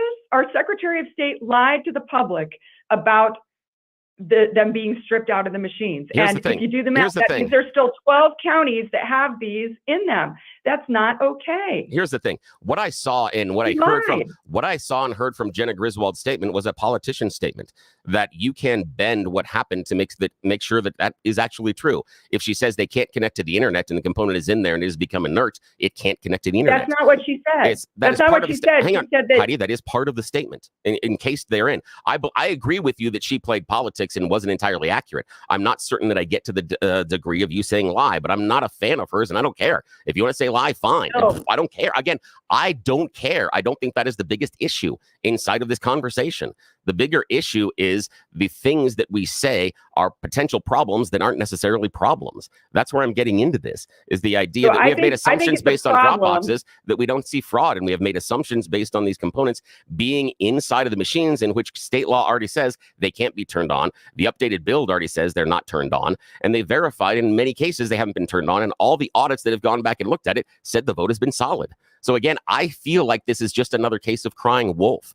And the reason that people don't have trust in the election and don't have trust in election integrity is because they were lied to over the fact that Yes, we were lied to by Jenna Griswold. That's why we don't trust the voting systems in Colorado. She said that they are stripped from the unit. And again, I'm not going to argue with it. Again, I don't care about her statement, etc. But Fox News paid almost $780 million, not because Jenna Griswold lied, because a whole bunch of other people lied about a stolen election and lied about things that didn't happen. And now people are worried about a process without any proof of it actually happening. But do you think, Bill, that's fine. Do you think that's tainting you? Because Heidi's not claiming there was fraud. She is looking at the upcoming election and saying there are things that if we want to follow law, we should do in order to secure the upcoming election. That's all she's saying. There's nothing in here, and she has never said that it was rigged in 2020 or 2022. But if we're going to be a nation of laws that wants to follow these laws, then here's a handful of things. One, and these aren't complicated, strip out the Wi-Fi, and two, make sure that the cameras are good on the drop boxes. But when those machines are certified, part of the certification is to turn off the Wi-Fi and to verify it's not off. Because again, it has to take a positive. Bill, that's not accurate, and I can send you information about that. That's not accurate. The devices are tested and they have to be certified, but in order to go forward, and they have to certify they're not connected to the internet. That's part of my understanding as far as the process. Also, Jenna Griswold said that the devices couldn't connect to the internet. If they are disabled, if no one takes the affirmative action in order to connect them to the network, she said that Wi-Fi and Bluetooth capability are stripped from the unit before use, and all other connective technology is disabled by the trusted build. Stripped from the unit, and 12 counties in Colorado that as well. have these Wi-Fi remote access cards in them. I understand that. That And is again, not that's accurate. fine. That's fine. On that piece is not accurate, but disabled also would cover that. I don't know. believe that she's paying fast and loose. I don't think that this is a would big be deal. stripped and disabled are different, in my opinion. It still does, but it still means it can't access the internet. So same thing. We got to wrap here. Heidi, you've been great. Tell us. Thank you. Tell us where you expect this to go. So we're going to keep asking for answers from our Secretary of State and the Post Office, and try and restore trust with our voters in Colorado and address these issues so that they can trust that their vote matters. That's the most important thing to me right now. Heidi Ganahl, founder of Rocky Mountain Voice. I sure appreciate the work that you're doing to look into this, because the truth is the average citizen doesn't have this capability. Yeah, and I'm really curious about what else you found, because I think whatever you're coming up with next is going to be the bigger splash. I'm not discounting what you're saying here, and I'm okay with the choices that you're making and what you want to say happen, and I'm okay with the drop boxes, and I appreciate the time. But I'm really looking forward to what you've got next. I think that could be bigger. But look, where we are in our elections right now, the average person has no recourse. You run up against these massive bureaucratic operations that want to charge you $200,000 because you want to look into the election to make sure that it was right. And very few people can step up to the plate the way Heidi Ganahl has. And Heidi, I, for one, absolutely appreciate it. Thanks so much for being on the Jeff and Bill Show. Thanks, guys. And sorry, Bill, for having a rough go around. Hey, I no still worries. love you. I love you too. That's the thing is we're still friends. We can still hang out and be nice to each other. We disagree on this issue, and it's a small issue, and it's fine. But I love you to death, and I sure appreciate the work you're doing. And honestly, I am waiting with bated breath to figure out what you've got next, because the fact you scanned all those documents, I want to see what you found. I'm super curious, and I can't wait for you to come back and let us know what you find. Thank you. Thanks. All Have a right. great day. Heidi Ganahl with Rocky Mountain Voice. By the way, join Rocky Mountain Voice at RockyMountainVoice.com. They do op-ed publishing, regular emails, great news coverage. They do. You can cover them at RockyMountainVoice.com. Really strong news, really good, solid conservative voice, and she's doing a great job. And yeah, we disagreed on some stuff, but we're still friends. And honestly, I think the next thing coming up is going to be bigger. Just based on what she teased us with, I think she may have something that could be very significant, and I'm hoping for that one. This one, to me, seems small potatoes, but that's okay. I understand her concerns, though, and that's fair. All right. Look, you don't have to keep living with that joint pain. Real lasting relief is possible with help from QC Kinetics. People here are getting their lives back, getting their mobility back thanks to QC Kinetics. QC Kinetics is the nation's leader in cellular therapies that can revitalize your joints. I'm talking about advanced regenerative medicine using your own body's healing properties, highly concentrated and carefully placed in your achy joints. Back pain, shoulder pain, knee pain. These are cutting-edge treatments that require no surgery, no drugs, and no downtime. It's a quick in-office procedure that can get you moving again. These protocols have been developed by medical professionals under the leadership of Dr. Mitchell Scheinkamp, a former orthopedic surgeon and a pioneer in clinical regenerative medicine. Listen, is arthritic pain keeping you from doing the things you love? Pain in your knees, hips, back, or shoulder? You owe it to yourself to learn more. Call QC Kinetics today for a free consultation. That's 303-900-8986, 303-900-8986, with locations in Aurora, Superior, Highlands Ranch, and Colorado Springs. What do you think of what Heidi presented? I'd love to hear from you. Denver Post not covering, Channel 9 not covering. Is this a liberal media establishment continuing to cover up cracks and problems in, quote, the gold standard, and we need to get this fixed? Or conservatives just crying wolf on election integrity issues all over again?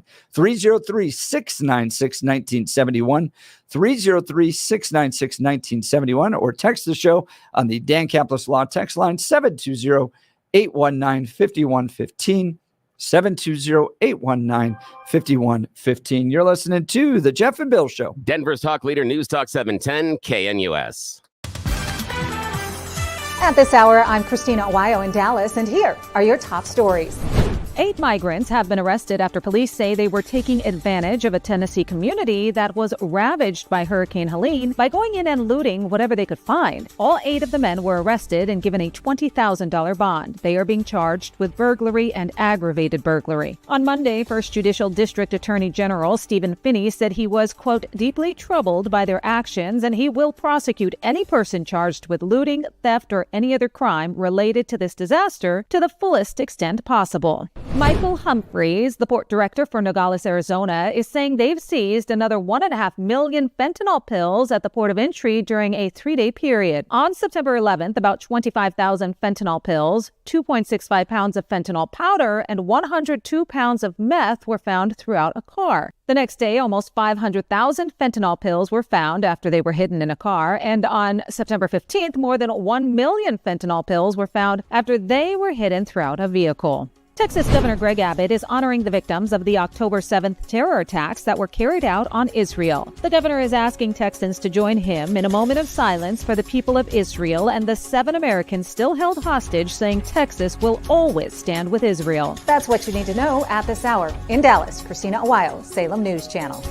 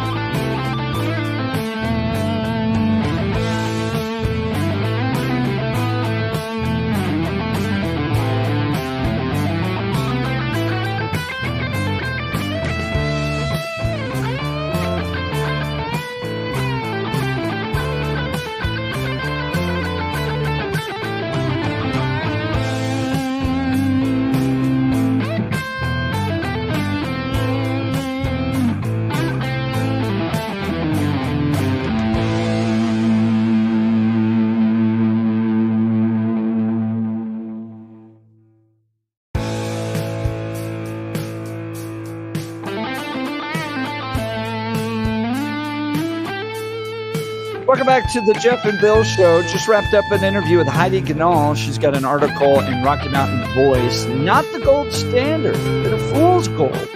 Heidi Ganahl finds areas of election concern which must be addressed before November 5th. The big one being in Douglas County, the voting systems there are shipped out with Wi-Fi capabilities, and Jenna Griswold said that Wi-Fi and Bluetooth capabilities are stripped from the unit before use, and all other connective technology is disabled by the trusted build. Heidi wants to make sure they are actually taken out and that the Secretary of State can do this. She also wants better monitoring for the ballot drop boxes. Text messages are, as you can imagine, all over on this one. Suzanne, she wants to spend taxpayer money that isn't warranted. She and 3 of her friends are terrified over nothing. Fran, why is reviewing an election process and asking common sense questions outrageous? I don't trust Democrats. They don't trust my side. So open all the machines and hand recount the ballots. They did that though. They did. They have over 250 audits across the country, including several inside of Colorado, some including hand counts, and all of them have backed up the results of the election. Even the cyber ninjas. I mean, there was one here in Colorado where they hand counted every ballot, and they were accurate in the machines. And that's the thing, is it's this assumption of the fraud taking place. And because even though we've had 250 audits across the country over the 2020 election, looking at all the ballots, and every one of them have backed up the results, we still get people saying, how come we don't go back and count the ballots? The election is audited in every county across the nation post-election. Every county. Sort of audited. All right, something to look into. This is from Doug. Disabled isn't the same as being stripped out. In several instances, it will still collect information. It just won't send it out. Also, I feel these investigations aren't about if it happened, but could it happen? I'm all in favor of constant checking and investigating to secure future elections, no matter how obscure the possibility. All right, let's go to the phone lines. Andrew, Denver, good morning. You're on the Jeff and Bill Show, News Talk 710 KNUS. Good morning, Andrew. Hey, good morning, guys. How you doing? Great. What's Doing up? Good. Well, I just wanted to call. I think this is a joke. I think it's actually dangerous. Republicans have continued to do this since Donald Trump tried to steal the election. If they cared so much about law and order and not breaking laws, when Donald Trump was convicted of breaking a law, all you said, oh, everybody breaks that law. It's no big deal.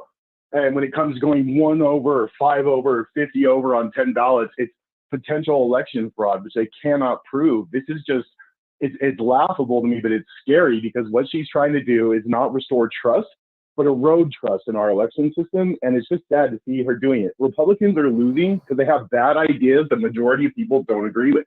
That's just a fact. Andrew, do you think it's right for conservatives to have any concern about Jenna Griswold's leadership after she had a 9-0 smackdown from the U.S. Supreme Court on her effort to take Donald Trump off the ballot?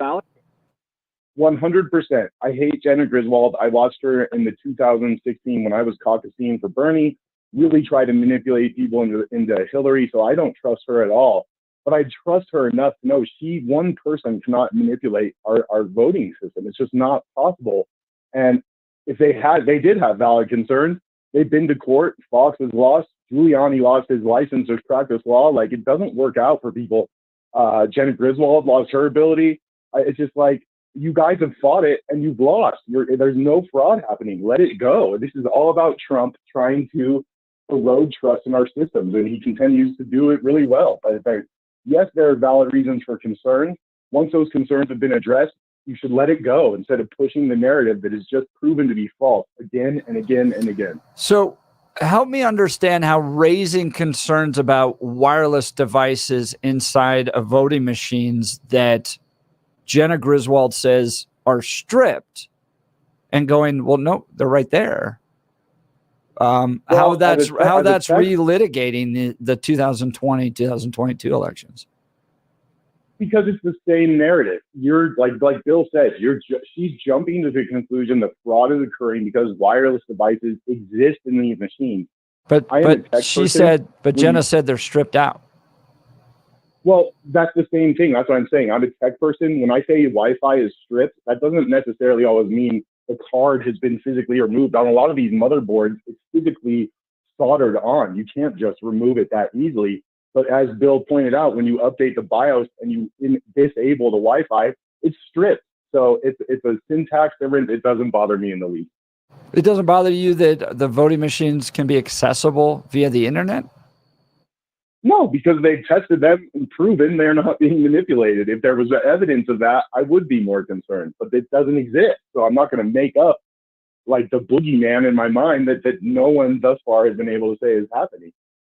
But it seems like that, I mean, Jenna Griswold is making a very clear statement that these cannot connect to the internet, that they're stripped. Which is a fact. They cannot connect if it's disabled. That is a true statement. But don't you think that they're concerned about hacking if they're making strong arguments that these voting machines can't be connected to the internet? They write, voting systems are never connected to and cannot be accessed through the internet because Wi-Fi and Bluetooth capabilities are stripped from the unit before use and all other connective technologies disabled by the trusted build. So what I'm hearing you say... I think that's a true statement. That is actually what is happening. So I think they are concerned and they're taking care of it. But you said they can't be hacked. I highly doubt it. It's such a low-level hack. Like, you would physically have to be on the machine or near it. Could they be hacked? Sure. Israel just blew up people with pagers. I mean, anything is possible. That's a good point. But I don't think it's that. Voting machines. Stay away from those this year. Yeah, right. That'll be the 2024. All right, we're up against a break. Andrew, thanks so much. You're listening to the Jeff and Bill Show. Denver's talk leader, News Talk 710 KNUS.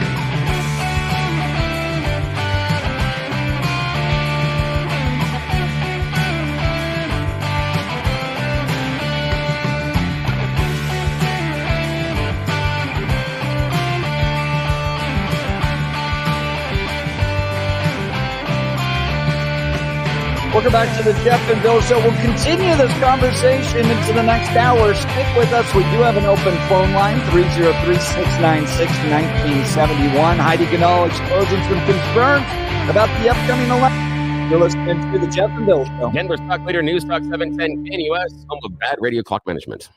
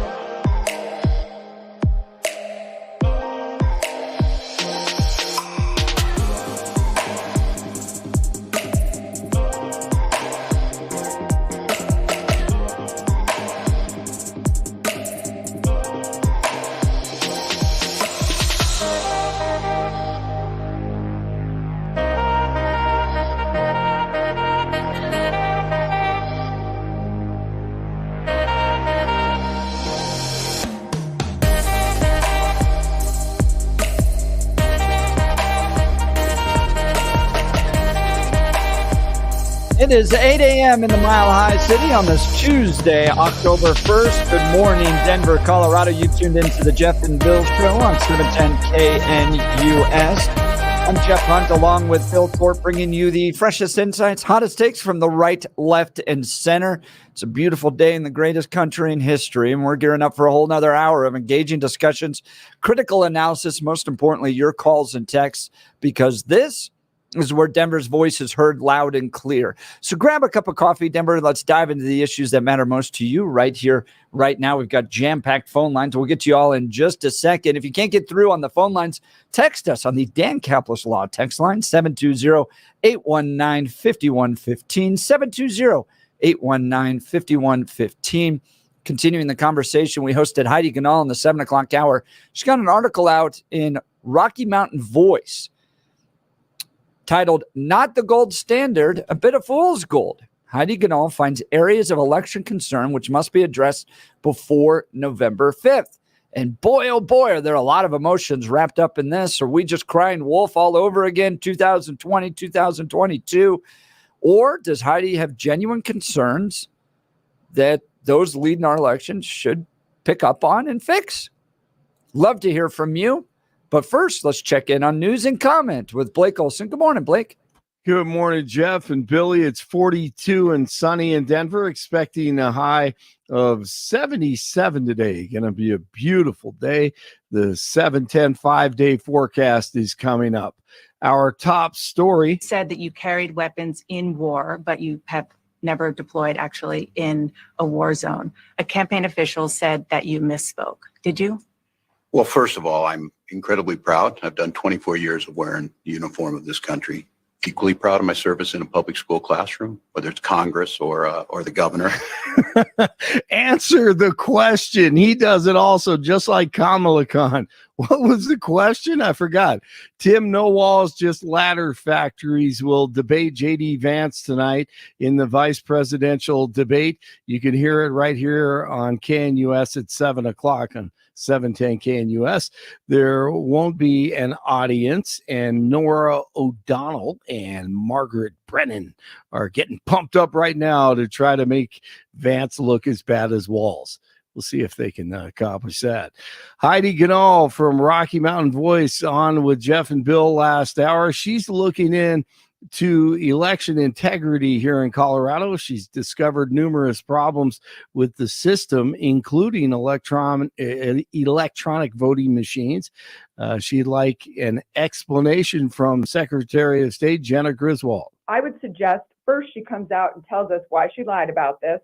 Second, why they exist, why the machines are ordered with the Wi-Fi remote access cards in them, and why they haven't removed them. It would literally take a tech person about 30 minutes to take out this little card, and there would be no question. And Jeff, this isn't about past elections.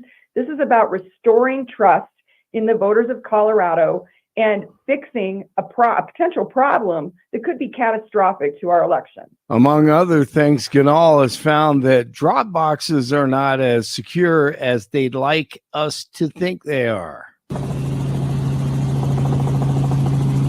And 1 million people are without power in the southeast, and western North Carolina and East Tennessee are reeling from the aftermath of Hurricane Helene. You can see it from the air in a helicopter, of course, and it is devastating. Officials in Tennessee say more than 100 people remain unaccounted for. Asheville, North Carolina is reporting at least 40 people killed, with the overall toll now around 130 across the Southeast. President Biden is not there yet and did not like questions about the subject when they asked him when he would be going to North Carolina. On the hurricane, Mr. President, why weren't you and Vice President Harris here in Washington commanding this weekend? I was commanding. I was on the phone for at least 2 hours yesterday and the day before as well. I commanded. It's called a telephone. And all my security people. Is it not important for the country to see? And he slams the door on him. Former President Trump in North Carolina Monday. As you know, our country is in the final weeks of a hard-fought national election. But in a time like this, when a crisis hits, when our fellow citizens cry out in need, none of that matters. We're not talking about politics now. We have to all get together and get this solved. We need a lot of help. They have to have a lot of help down here. We look out for one another. We pull together. We pitch in. We persevere, and we pull it through. Kamala Khan read a statement about the destruction, and then right in front of reporters, a perfect time to answer some questions.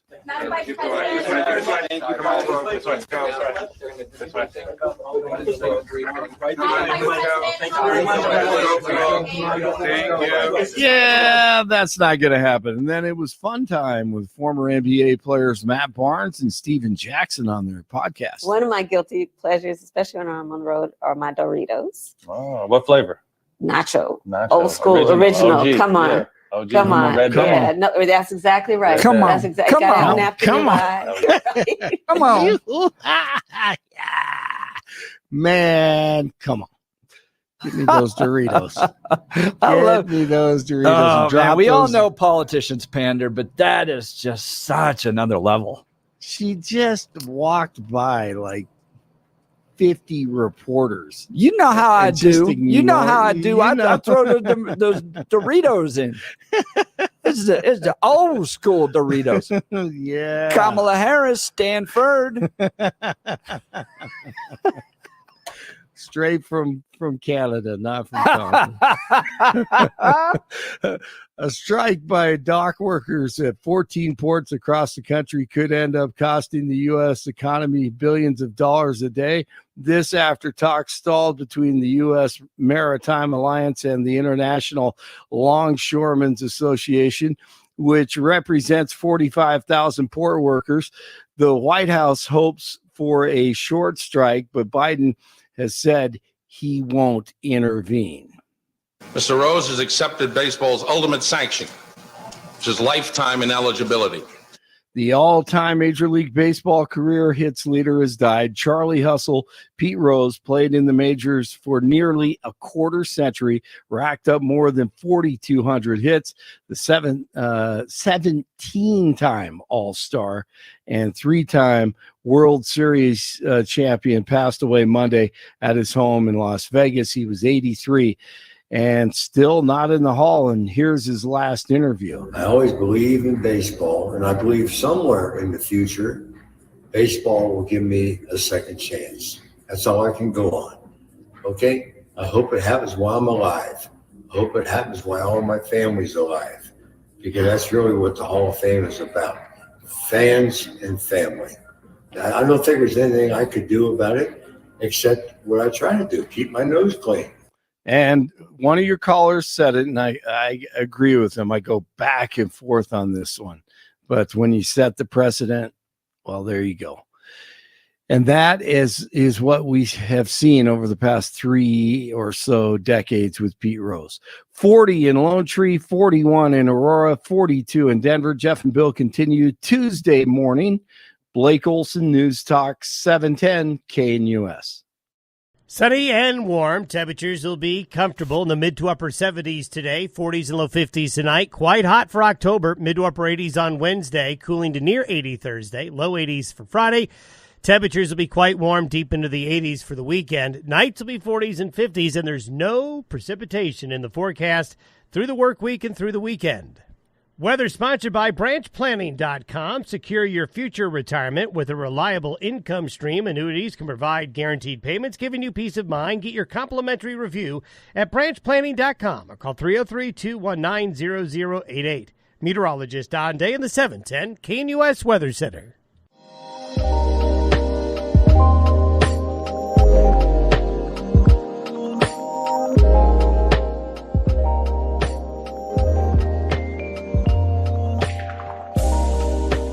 All right, welcome back to the Jeff and Bill Show. In the last hour, we hosted Heidi Ganahl. She's got an article out in Rocky Mountain Voice. If you go to RockyMountainVoice.com, not the gold standard, a bit of fool's gold.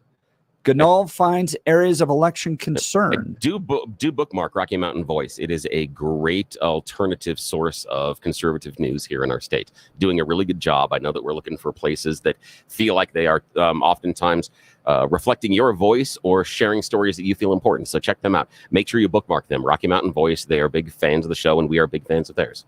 Absolutely. All right. Lots of text messages coming in on this. Doug, if I said my gun wasn't loaded, but the magazine is in it, I just haven't chambered around. Is that the same thing? As long as the cards are in there, there is a possibility. I'm not bringing up the last, but the next. If the cards aren't needed, they should be removed. Thanks, Doug. Let's get to the phone lines. Malcolm, Aurora, you're on the Jeff and Bill Show, News Talk 710 KNUS. Good morning, Malcolm. Morning. Yeah, hi. I wanted to just throw in one more thing about Pete Rose, which is not the most important thing in the world. But for all that I've heard about his accomplishments and what he didn't and his gambling, do you think it matters that he was such a mean-spirited person? I mean, he severely injured that catcher in the All-Star game, which makes no difference at all. And he was just a very dislikable person. Yeah. Well, considering you're relying on votes, yeah, absolutely. And as we can see with the Democrats this year, oftentimes it comes down to just likability. So, Malcolm, I appreciate the call. Thanks so much. Malcolm's line will be open, 303-696-1971. Let's go to Francis Golden. Good morning, Francis. You're on the Jeff and Bill Show, News Talk 710 KNUS. Hey, guys. Hey, this is just a quick tangential, but, in sharp contrast to Pete Rose, who was just, by all accounts, a jerk, to Kemi Mutombo, who by all accounts was a great guy. Did a lot of humanitarian stuff, also passed away yesterday. That's just too bad. But yeah, Francis, great point. I mean, I don't know. But anyway, here's my question about this with the Heidi Ganahl voting machine problem is that why are we bringing this up now? And we're a month away from the election. And I don't know, I guess logistically, I need somebody who'd be a lot better about thinking about this than me, but can you fix it between now and November 5th? Because otherwise, all this is fodder for a bunch of conspiracy theorists. And I've had the conspiracy theorists up to my ears. I don't need any more of those people in my life. And so post-election, if Trump loses, you've given all of the material to revisit all of this, to have more unrest, spurred on by people who wouldn't have the foggiest idea how these machines work, how they could be fixed, rigged, or anything else. Francis, I got to be honest. As I'm getting older, I kind of like the conspiracy theorists because a lot of them seem to be coming true as I get older and older. I remember when the idea that COVID came from a Wuhan virus research facility was somehow a conspiracy theorist. And now it's like, well, yeah, that's probably where it came out from. I kind of like the conspiracy theorists these days, but I'd rather have at least one less, even if they just got one done between now and the 36 plus days or whatever to the election. Here's my conspiracy theory is that I don't think Heidi Ganahl is intentionally doing this, but when you raise these types of issues this close to an election, when it's probably not fixable, maybe now you've given fodder for all the people to create unrest, to call into question an election that Trump lost again, and all of these things that I think could be a reverse conspiracy theory. Really, I mean, why are we doing this now? Oh, to just have everybody call in and say, how could 80-some million people have voted for Kamala Harris? When really the question is, no, actually 80-some million people voted against Donald Trump. You know, that's or some fraction of that number. Are you concerned, Francis, that there might be violence on either side after this election? Because on the Democrat side, I see the BLM riots, and you know they destroyed cities all over this country. And then on the right, you had January 6th. So, no, I'm very concerned because I think that both sides have shown that they can get off the chain and they can be easily led by a collection of marginal people. I mean, that's both sides have shown this. Yeah, see, friends, I would say we never should underestimate the stupidity of humans in large groups, universally. In large groups, humans seem to make really, really stupid decisions. Do you think I'm worried about this? Do you think conservatives? We're going off on a bit of a tangent now, but it's an important tangent. Yeah. So, with January 6th,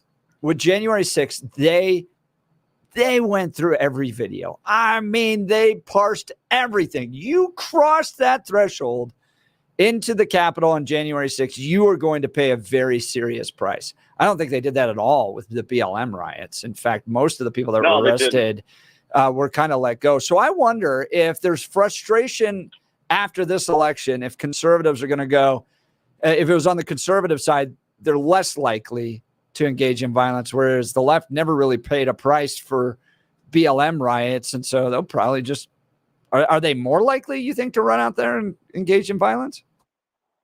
You mean the left? Yeah, I think they're probably more likely. I'm not certain about that. I think they're just more prone to it. I think they're an emotional group of kooks. Yeah, but here's the thing, Francis. Let's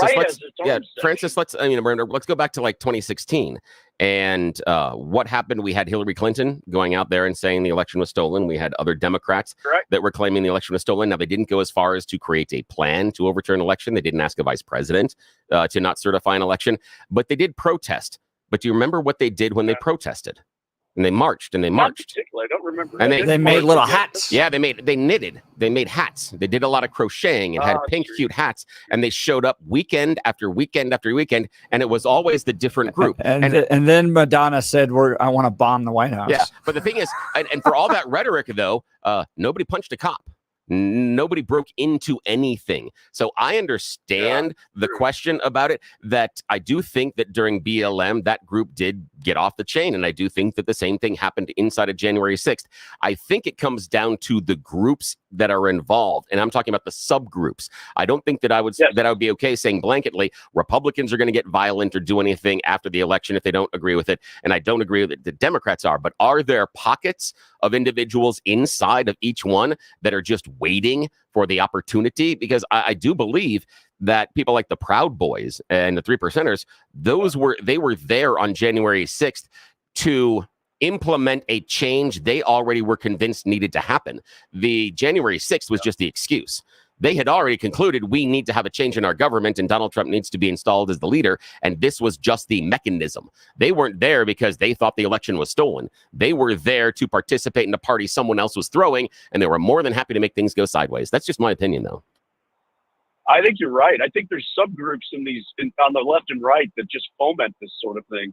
And I think you're right. I think they have their own agenda that's really, really anti-American in every way, shape, and form. And you know what? If there's something that happens, if people get off the chain again and, the followers are easily duped by these subgroups and things, I want them stepped on with both feet. I mean, I don't want any more of this ever. It's ridiculous. And I want these people, I want them to do serious time and I want them put away. And that's it. I would agree. But regardless of party affiliation, if it was violent, right? Like there's some folks in January 6th that just kind of cross the threshold and are getting jail time for that. Do you think they should get jail time? Yeah, absolutely, dude. People get pulled over every day for a DUI that just made a stupid mistake. They can get jail time. They do bad things. It's not unusual. I don't care. People make dumb decisions, and there's consequences for dumb decisions. And I don't, that the whole idea that you could doll up January 6th like it was some sort of a tour group it was laughably stupid. Do you think you're parsing the event that took place properly? If you lump everybody together, like I'm not saying there are some that shouldn't get punished. I mean, if you hit a cop, you engaged in violence, you were breaking windows by all means.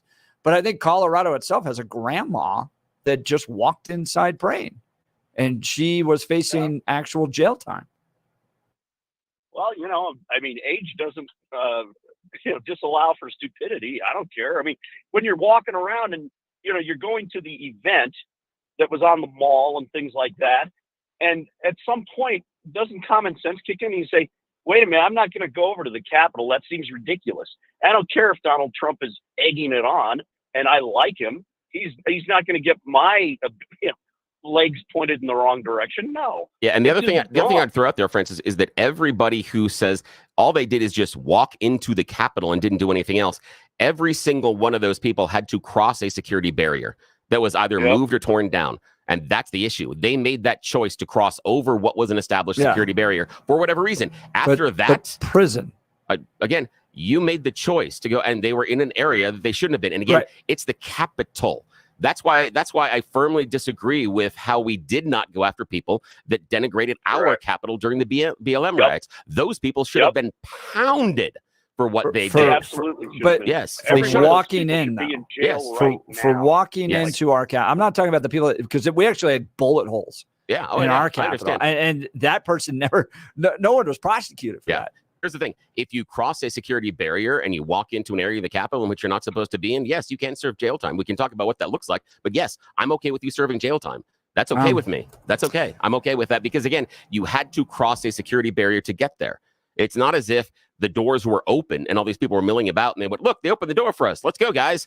They had to cross over a police line in order to get there. And anybody around there would have to notice. And I'm not defending her because we've asked the grandma to come on the show and she's never come. But I get it. I just don't, and it's not, you don't get a First Amendment right to just wander wherever. Everything's restricted by reasonable restrictions in First Amendment land, folks. Sorry, that's how it works. You can't. Yep. Francis, I appreciate the call. Man. Thanks so much. Francis's line will be open 303-696-1971. Look, are you a homeowner who's considering selling your home?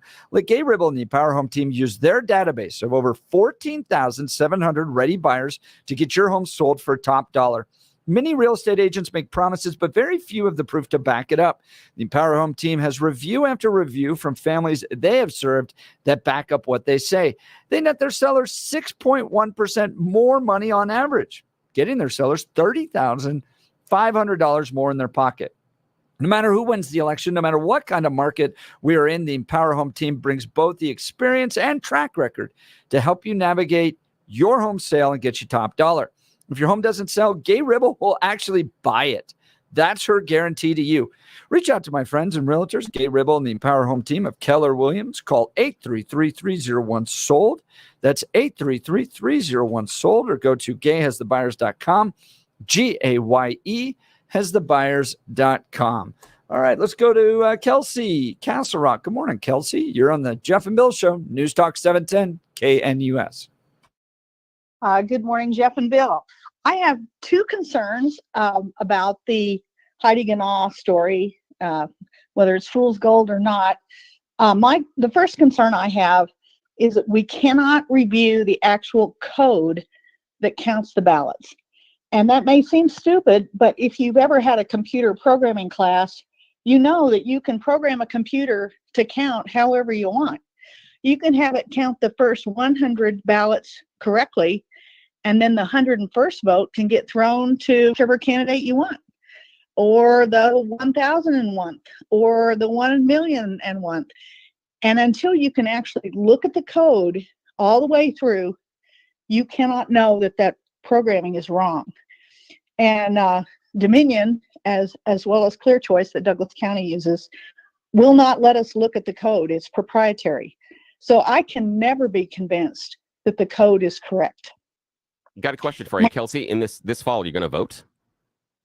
Absolutely. Why? And more people need to vote Why? because If we beat them by a zillion votes, then they can't cheat. No, but Kelsey, again, this is the cognitive dissonance that I have. You said that the machines can be programmed to do this to votes, and since we don't have the code, we can't trust the machines. Yet you're going to show up and vote. Why? Your assumption is the machines can't be trusted. Why would you bother? Well, because I'm an American and I have strong beliefs in this country.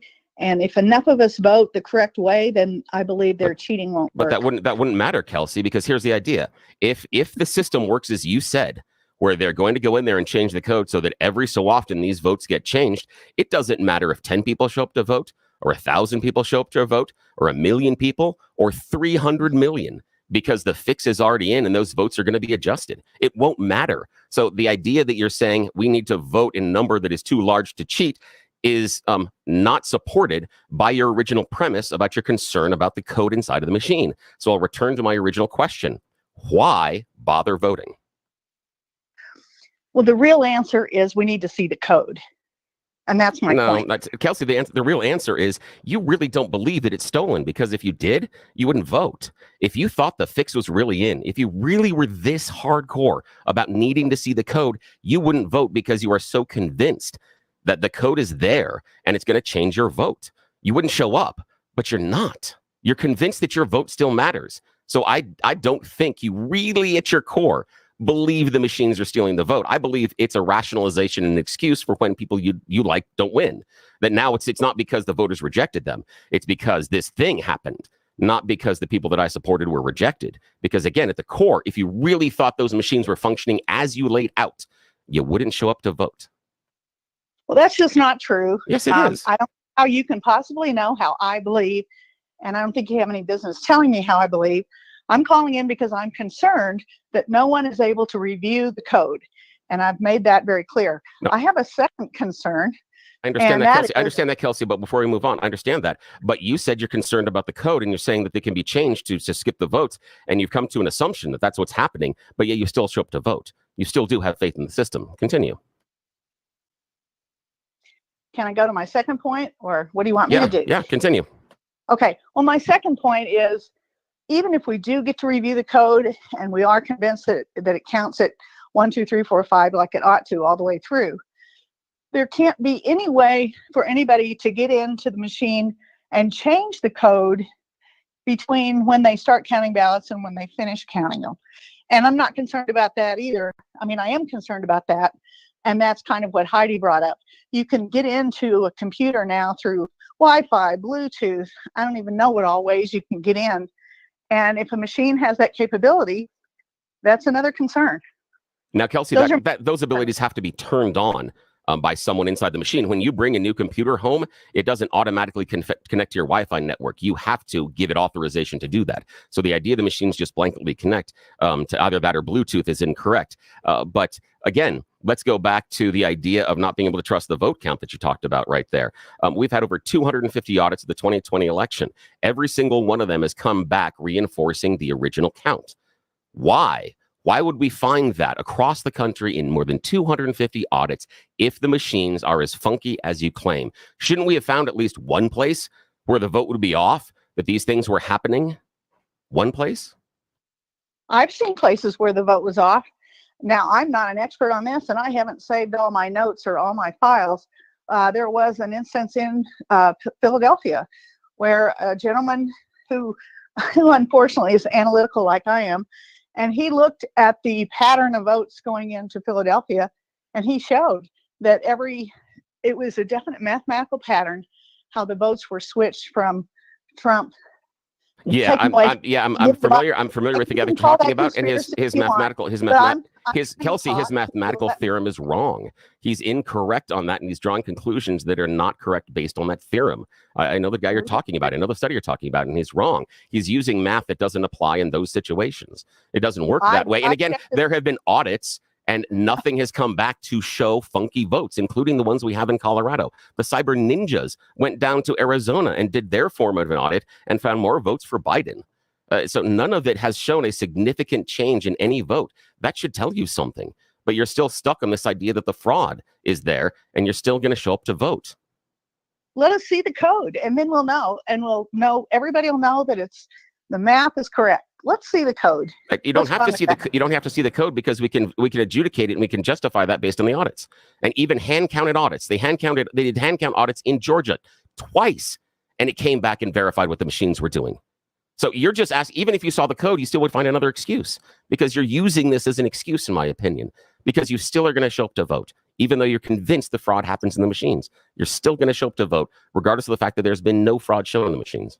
Kelsey, I appreciate the call. Kelsey's line will be open 303-696-1971. 303-696-1971. For many of us, it's happening. Your hair is thinning, your crown's disappearing, maybe hair loss has you feeling your identity is lost altogether. Well, I've got good news for you. It's an incredible yet simple one-day treatment that starts growing your own natural hair the very next day. And it's guaranteed to grow for life. It's the Advanced FUE from Advanced Hair. We've all seen the pills and lotions that come with monthly subscriptions. They help retain what you have.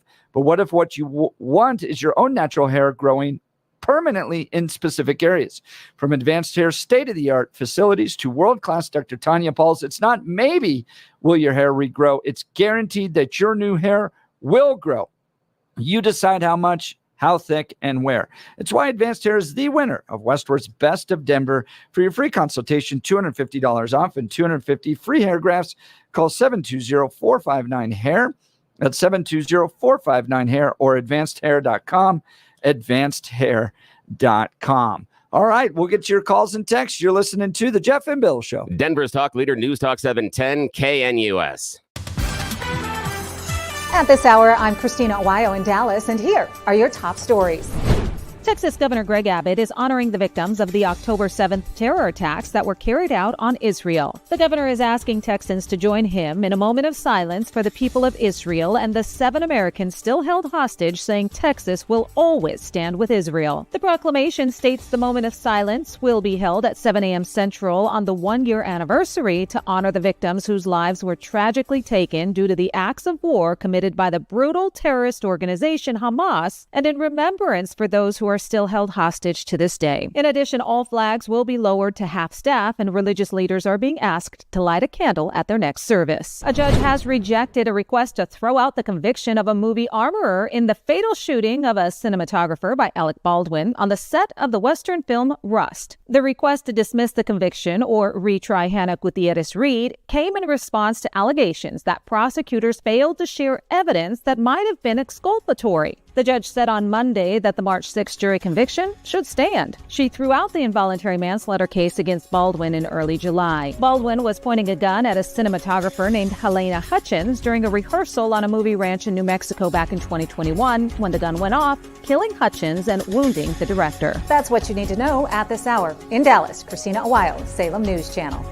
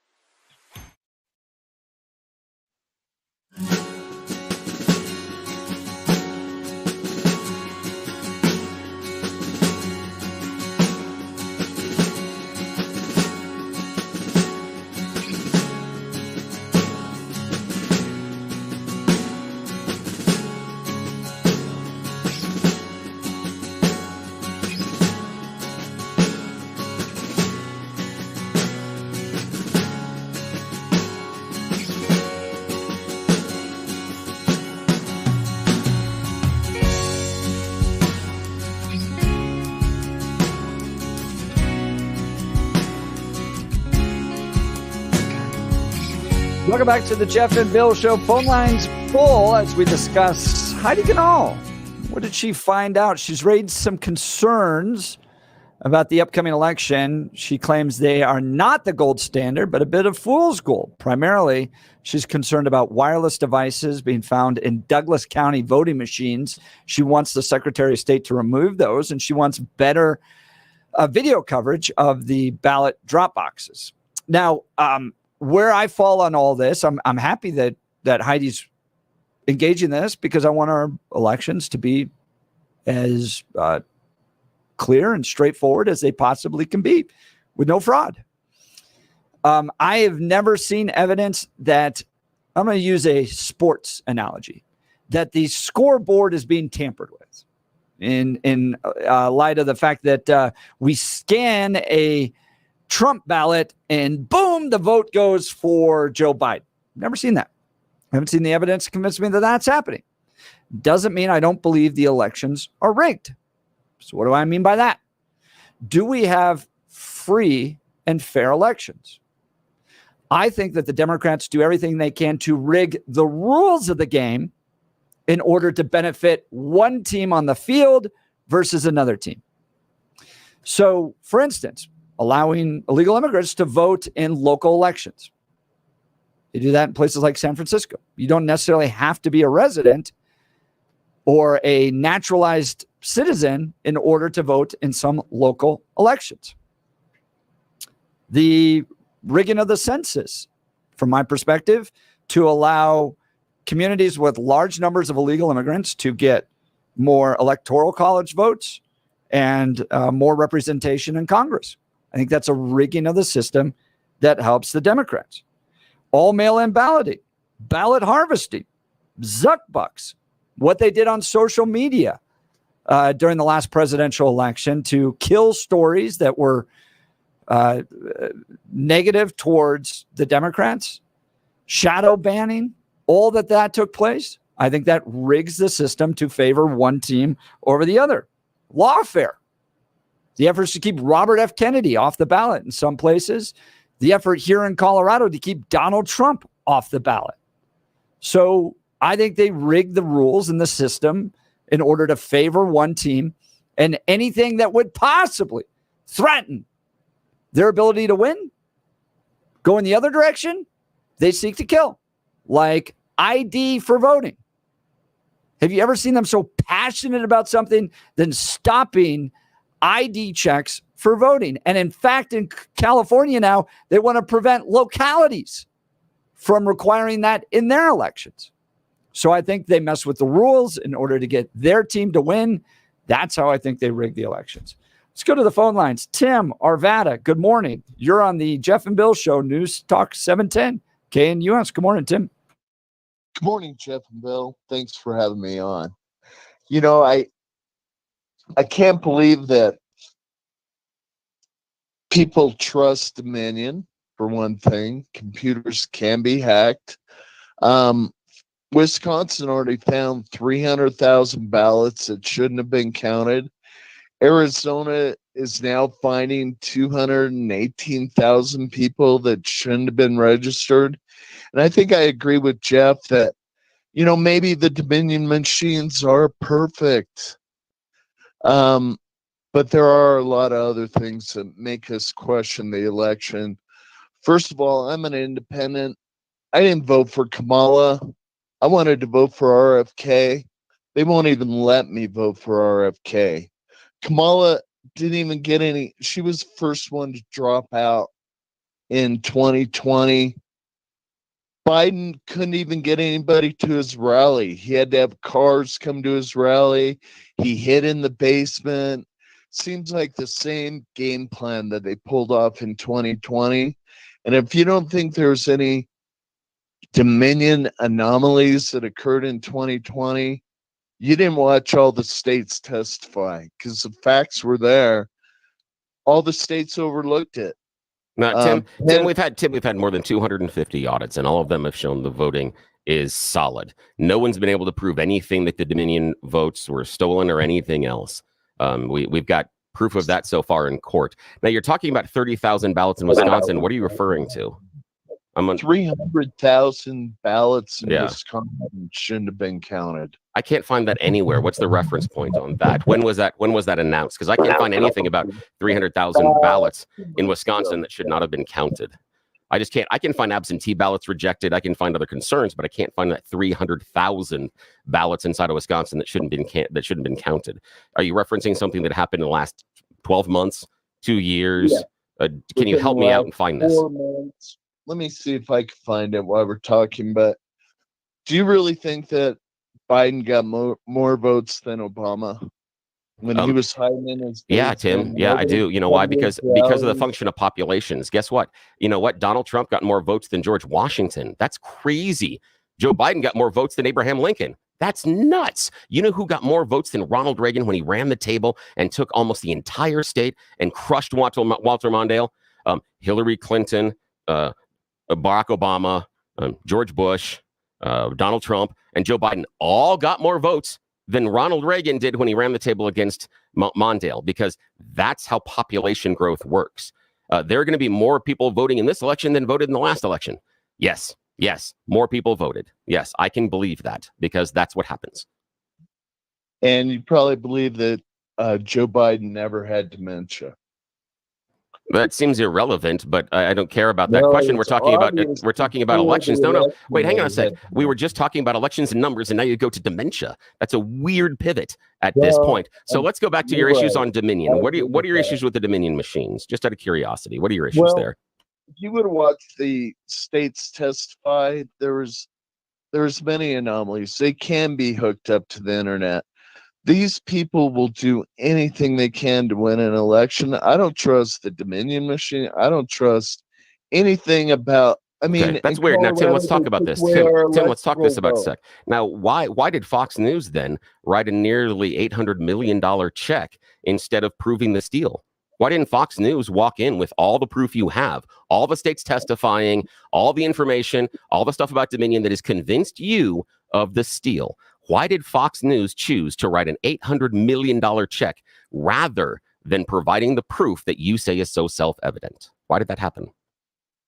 Because they wanted to cut their losses short. They didn't have the money to fund it. Wait, hang on, Tim. Well, hold on. Cut their losses short. Hold on. Defamation and libel law means truth is an absolute defense. If Fox News walks into that court case, even during preliminary trial, even during the prelims when you are disclosing evidence, if they walk in and they lay all of their information on the table to show the steal happened, the lawsuit goes away. They don't pay a single penny. They don't keep paying their lawyers. They'd save all that money is saved, Tim. So why do they write the nearly $800 million check instead of being the one news outlet that proved the steal happens, instead of saving all of that money for their stockholders, instead of supplanting ABC, NBC, CBS as the number one news broadcaster in America, if not the world? Why do they write an $800 million check? I don't know. Exactly. It doesn't make any sense. If the steal happened the way you said it did, Fox News doesn't write the check. Thanks for the call. That's the core issue. If you're wondering about whether or not the election was stolen or anything, Fox News has proven to you in real time that it wasn't. Because if Fox News could prove it, they become the dominant news broadcaster and they don't have to pay the money and they're proven right. Instead, they wrote a check to make the lawsuit go away because they couldn't prove what they claimed on air. That's how defamation and libel law works. There's your proof. All right, let's get to the phone lines. We're jam-packed, so we'll continue. We do have one open line, 303-696-1971. Frank, Denver, good morning, Frank. You're on the Jeff and Bill Show, News Talk 710 KNUS. Morning.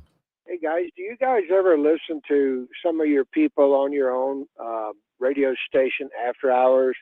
The guy I'm speaking specifically of is this guy, John B. Wells, on Saturday and Sunday night. I've got the show a couple of times. I don't know what to believe about that guy. He's extremely right-wing. He's, leans toward the conspiracy types. He had a guy on there, a computer guy named Jeff O'Donnell, and he referenced a website called fingerprints of fraud.com. unrelated.com, who took a close look at the 2020 election. And like most of the things, they allow the possibility of, but not absolute proof of. And that's what we're all talking about here.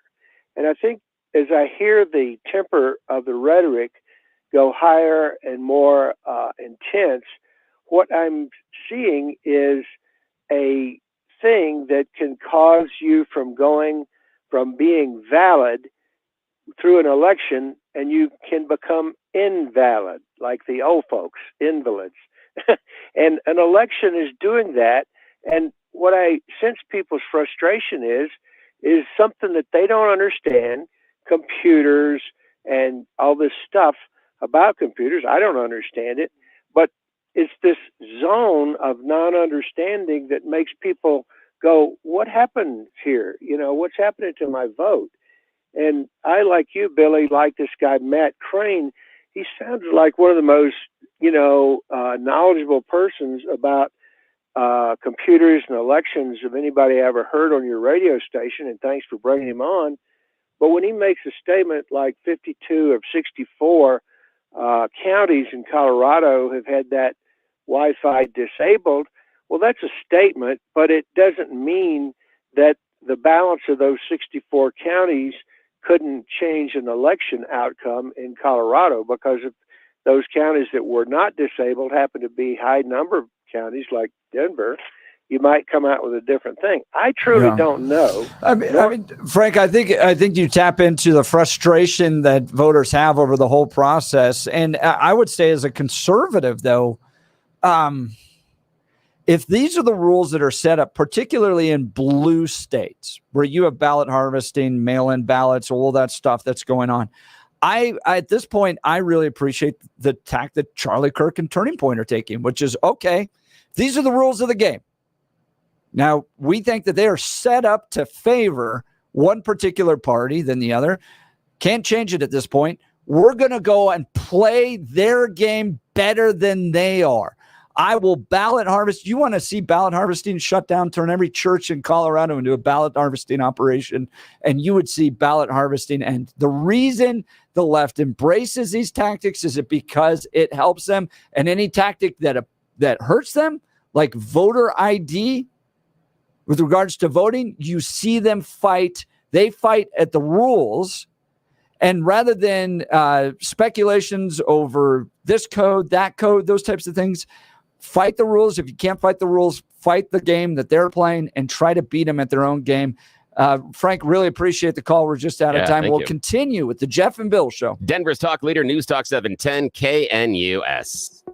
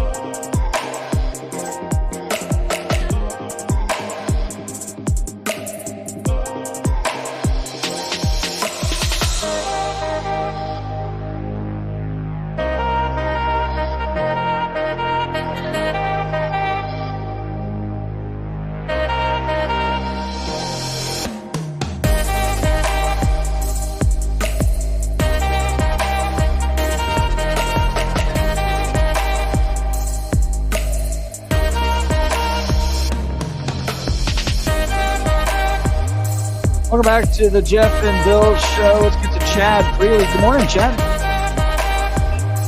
Good morning, gentlemen. How are you? We're great. Good. What's up? You know, after what Jenna Griswold pulled trying to keep Trump off the ballot thing, you know, it went all the way to the Supreme Court and she got shellacked.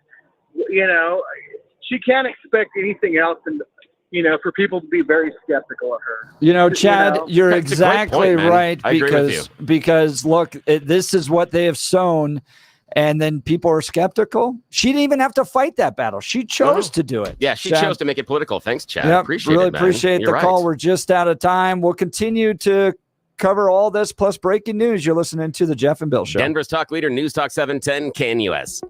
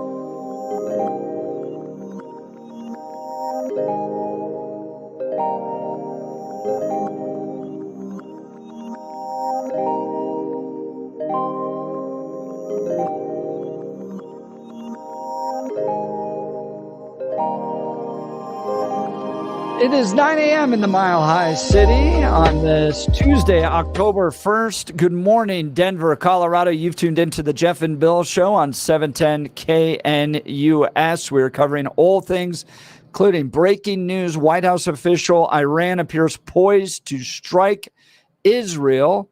U.S. Embassy warns employees in Israel to shelter in place. We talked a little bit about this yesterday. I mean, what do you expect Iran to do? Yeah, this is a little scary. And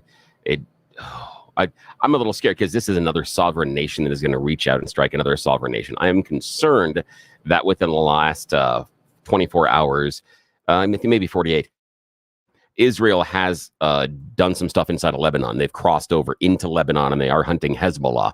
The Lebanese military actually pulled away from where the incursions were happening from Israel. They weren't going to confront them. They were going to say, okay, you can go play with the Hezbollah on your own, which I found strategically remarkable. I did not think that one was coming, that the Lebanese army would pull back and just let them go after the guys.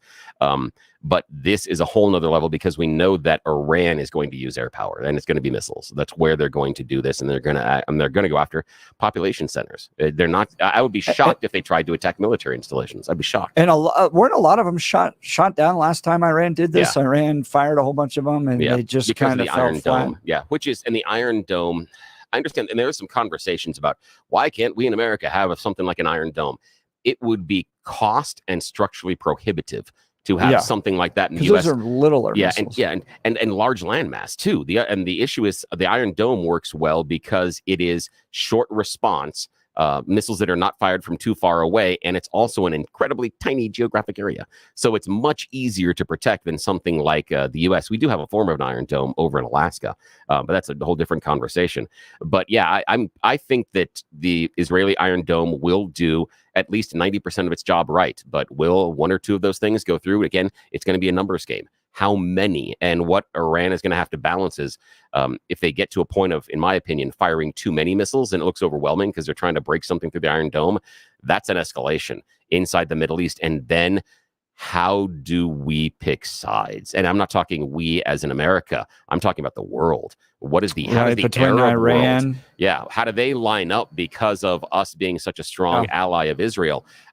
Egypt, Saudi Arabia, Bahrain, UAE, all of those are really concerning based on, especially for me, it's Egypt and Saudi Arabia inside of that play. What happens? What side do they take? Or do they just go hands off and say, Iran, you're on your own. We're not doing anything. And Russia, China, the rest of them as well. I was, in light of the New York Times endorsing Kamala Harris, I went back and read the 2008 endorsement of Barack Obama over John McCain. Yeah, I bet interesting. And they lauded Barack Obama for his foreign policy negotiation skills. And they felt that John McCain was resurrecting the Cold War by believing that Russia was a threat. This you remember, and didn't you remember in 2012 when Mitt Romney and Barack Obama debated Russia, and in the 80s, what is this? What are we going back to the Cold War? But they liked the idea that Barack Obama could negotiate with Iran, with Russia, and that McCain was too on the nose in opposing them. And I feel one of the largest, and I don't think people bring it up enough, but I personally feel one of the huge, the most enormous, if not the most enormous mistake that the Obama administration made is not defending Crimea, not making that an issue, just letting Russia have it. That, to me, if you want to talk about someone, that is not looking at dealing with our allies or with our enemies in a real world situation, that was allowing an enemy to take over a region of another sovereign country. I can't believe that the Obama administration said, nah, we good. That to me is shocking. That to me is one of the largest black marks on their administration because that is unacceptable. And they were coming out of 2008 and 4 years of the Bush, and how much they lambasted Bush for being an embarrassment on the international stage. Exactly. And we needed to get out of Afghanistan and Iraq and all that stuff. And I would submit that we probably, again, I don't think for sure, but I think that we wouldn't see the same type of a military encounter right now between Ukraine and Russia if Obama had done something about Crimea. I think there's also a play to be done where the Russians took the 3 ships out of the Black Sea from the Ukrainians and held it on for a year during the Trump administration as well. We didn't do anything then. But now what we had is we had 2 subsequent administrations not pushing back on Russia when they were aggressive militarily against Ukraine. So not that hard to feel that Putin was like, I can do this. I got this one. Those guys aren't paying attention and they're telling me they don't care. So it's absurd. That's not hard for Putin to get to that conclusion. So we'll continue to cover possible imminent strike coming from Iran to Israel and what that could mean for the United States. Are we possibly spinning towards World War III? We'll get to calls as well. And then Elon Musk tweeting out that if Donald Trump is not elected, this will be the last election. Is he moving? I'm getting excited. The last, not his, Oh. the last election. Now I'm sad. So is he right? Or is he caught in the last 35-day crazy hype that happens prior to an election? But first, news and comment with Blake Olson. Good morning, Blake. Good morning, Jeff and Billy. 50 and sunny in Denver, expecting a high of 77 today. The 7-10 5-day forecast is coming up. Our top story, once again, as Jeff and Bill just mentioned, Iran is reportedly preparing an imminent airstrike on Israel.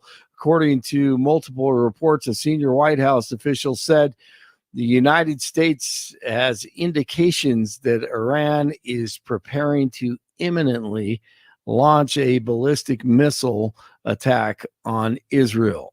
How low can you go, space?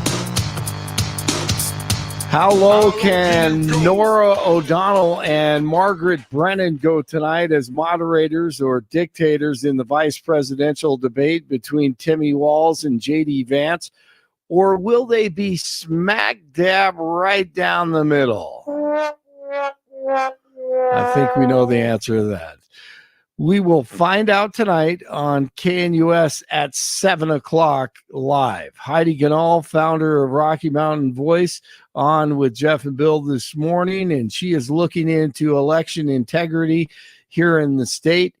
She's discovered numerous problems with the system, including electronic voting machines. She'd like an explanation from Secretary of State Jenna Griswold. I would suggest first she comes out and tells us why she lied about this.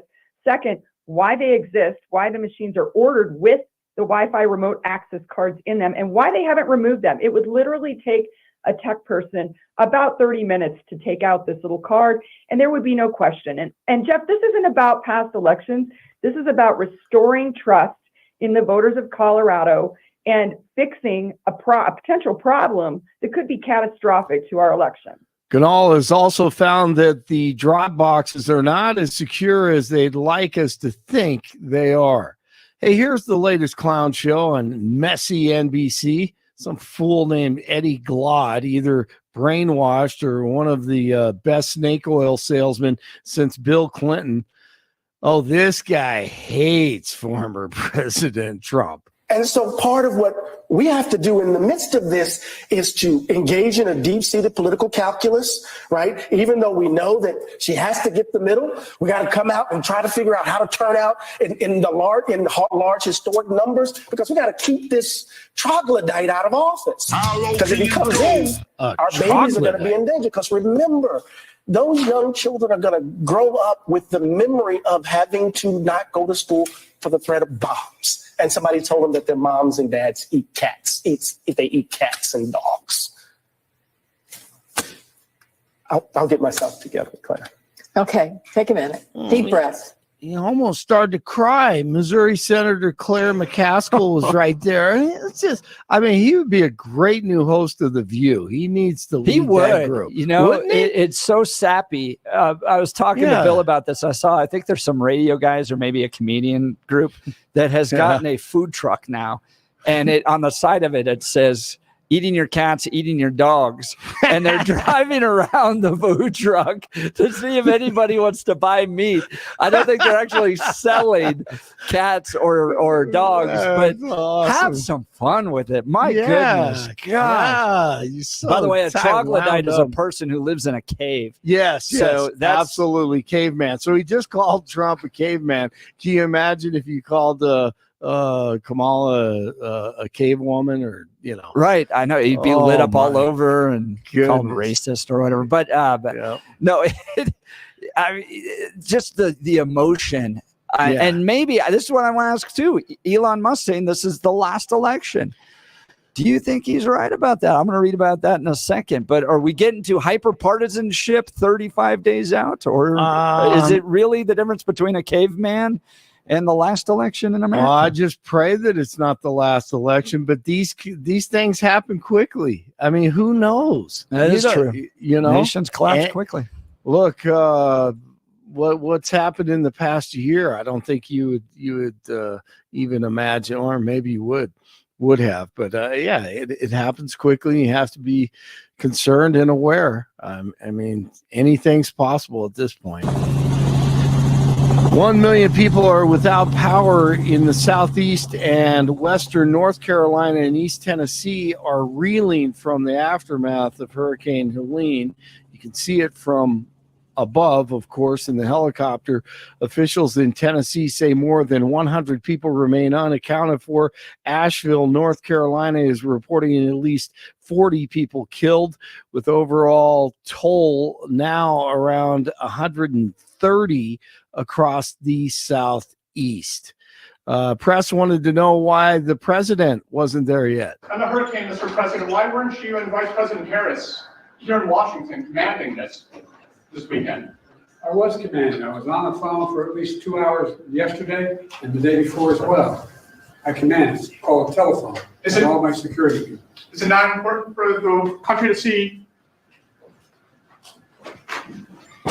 So earlier they wanted to know why they weren't there, and then he asked why weren't they commanding it from the White House. Pretty good question, I think.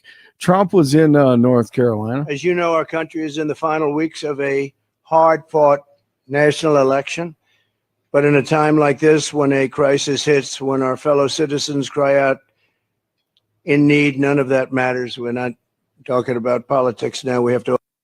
So then Kamala Khan read a prepared statement and then stiff-armed the press and says no to an actual press scrum, one that Trump takes part in almost every day. And hey, Eddie Glaude, that guy, remember him from Messy NBC? He thinks she's going to protect our freedom and sovereignty. Please.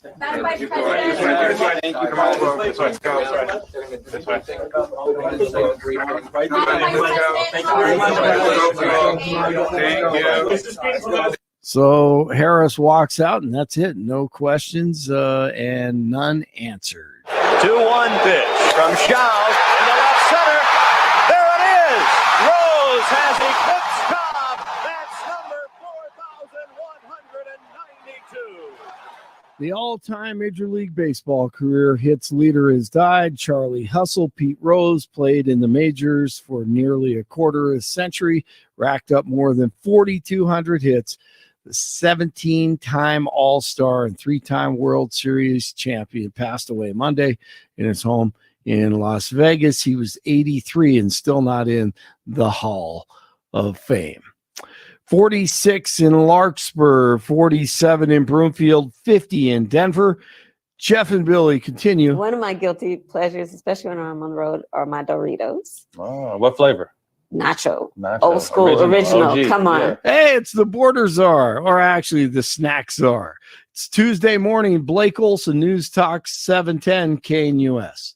Sunny and warm. Temperatures will be comfortable in the mid to upper 70s today, 40s and low 50s tonight. Quite hot for October, mid to upper 80s on Wednesday, cooling to near 80 Thursday, low 80s for Friday. Temperatures will be quite warm deep into the 80s for the weekend. Nights will be 40s and 50s, and there's no precipitation in the forecast through the work week and through the weekend. Weather sponsored by branchplanning.com. Secure your future retirement with a reliable income stream. Annuities can provide guaranteed payments, giving you peace of mind. Get your complimentary review at branchplanning.com or call 303-219-0088. Meteorologist Don Day in the 710 KNUS Weather Center.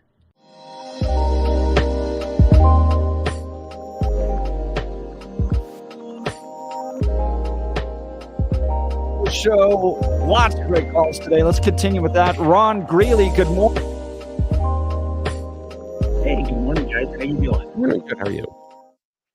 Good. Hey, on that the machine and all that, there's this guy on that I watch on YouTube, PBD, Patrick Bet David.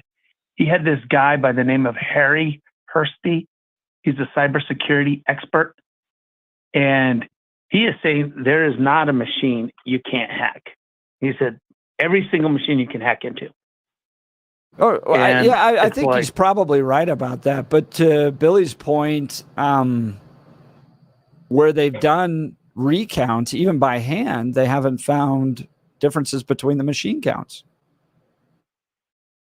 Well, one thing they said, there has never been in the history of voting, there's always fraud. There's always something going. If you think back when, was it the 30s, where they would have them change hats and clothes and they come back in line trying to look different? I mean, the thing is, Ron, we can agree that fraud happens in every election. What we can't find is enough fraud for it to make a significant difference or change a vote. We have singular examples in certain instances. I believe in the last, I want to say the 22 cycle, there was a primary vote in which the Democrat candidate was caught, or the Democrat candidate's wife was caught stuffing the ballot box, like legitimately fake votes, stuffing them in, not doing ballot harvesting or anything else, totally fraudulent votes, and that was caught. So we have instances, but we don't have, especially in the federal elections, anything showing that there is large-scale fraud that would change a result. And I think that's part of the problem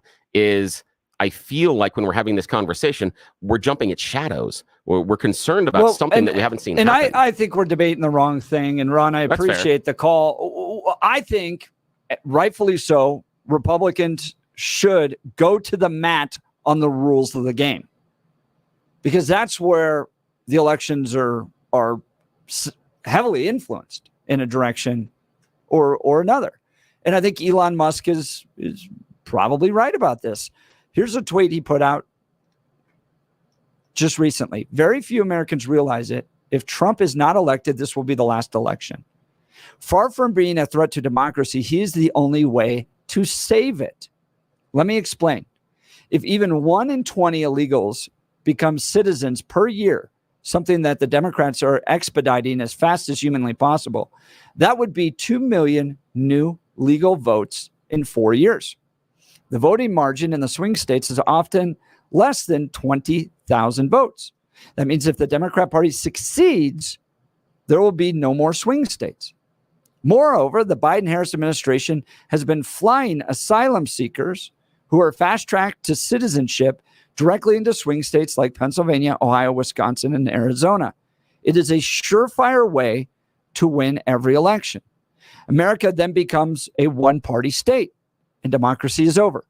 The only elections will be the Democrat Party primaries. This already happened in California many years ago following the 1986 amnesty. The only thing holding California back from extreme socialism and suffocating government policies is that people can leave California and still remain in America. Once the whole country is controlled by one party, there will be no escape. Everywhere in America will be like the nightmare that is downtown San Francisco. Do you think that the effort to bring in illegal immigrants is a broader effort by the Democrat Party to shift the electorate? Bill? No, I don't. And I was curious to see if Elon had read that before he tweeted it out, or if he had someone read it for him, because he should have gotten a little bit of help. Part of it, I'll go into something that is just, okay, let's start here.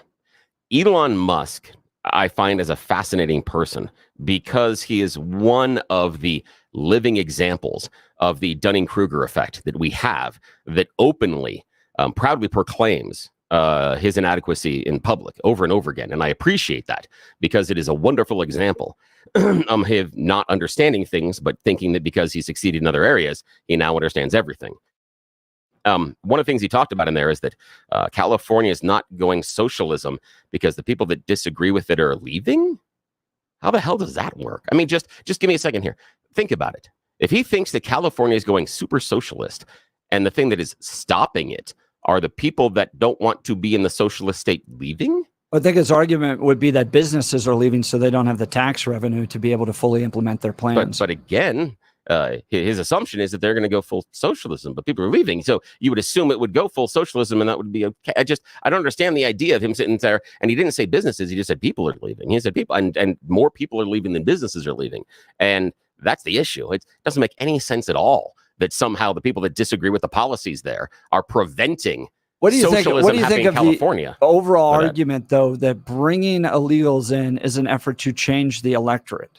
No, I disagree that fundamentally, because there are two layers to that. One, I think it invalidates the American experience at its core, and it betrays what we consider and look at as American culture that we like to hang on to. But more importantly, the numbers are stupid. I mean, Elon is fear-mongering here. The numbers are ridiculous. He's saying that in the next election cycle, we could have 2 million potential illegals voting. Okay. Do you want to hazard a guess at how many new Gen Z voters we're going to have in this election cycle? Just guess. No, I don't know. 8 million. 8 million new Gen Z voters. But Elon's worried about the 2 million of illegals. We have exponentially more of Gen Z voters. There are going to be more than 40 million Gen Z voters. Hang on a second. Let me explore this for a second. Yeah. There are more than 40 million Gen Z voters that are going to be active since the 2020 election. 40 million that are new. And now we're worried about, and it might not be since the last election, I think 40 million if we go up to the age of 27, so they could have been active for at least maybe 3 election cycles, perhaps. But still, they're new voters. And Elon's focused on this little 2 million. So if the 2 million are enough to change the vote, why aren't we worried about the 8 million? He uses that as an example because that would be 1 in 20. Yeah. But we got 8 million. You don't think the Democrats want to provide voting rights to illegal immigrants? I think that there are some pockets inside the Democrat Party that do see that as a potential voting block. The issue being the idea of giving it to the illegal immigrants, that would have to take a process. And this is the reason that I push back on it. There are 2 reasons. One is that I don't understand for the life of me why the Republicans are just giving up on these potentially new voters. I mean, I've always heard that the Republicans have the better arguments on values, on capitalism, on chasing the American dream. Why wouldn't that message resonate with the new voters? We have instances that have gone viral of people that are in this country illegally and have told reporters, if I could vote, I would vote for Trump. I think he's got a better idea at this. I saw an interview with a guy who's in here illegally, and he doesn't like all the other illegals coming in. And he's like, I would vote for Trump because of his stance on immigration.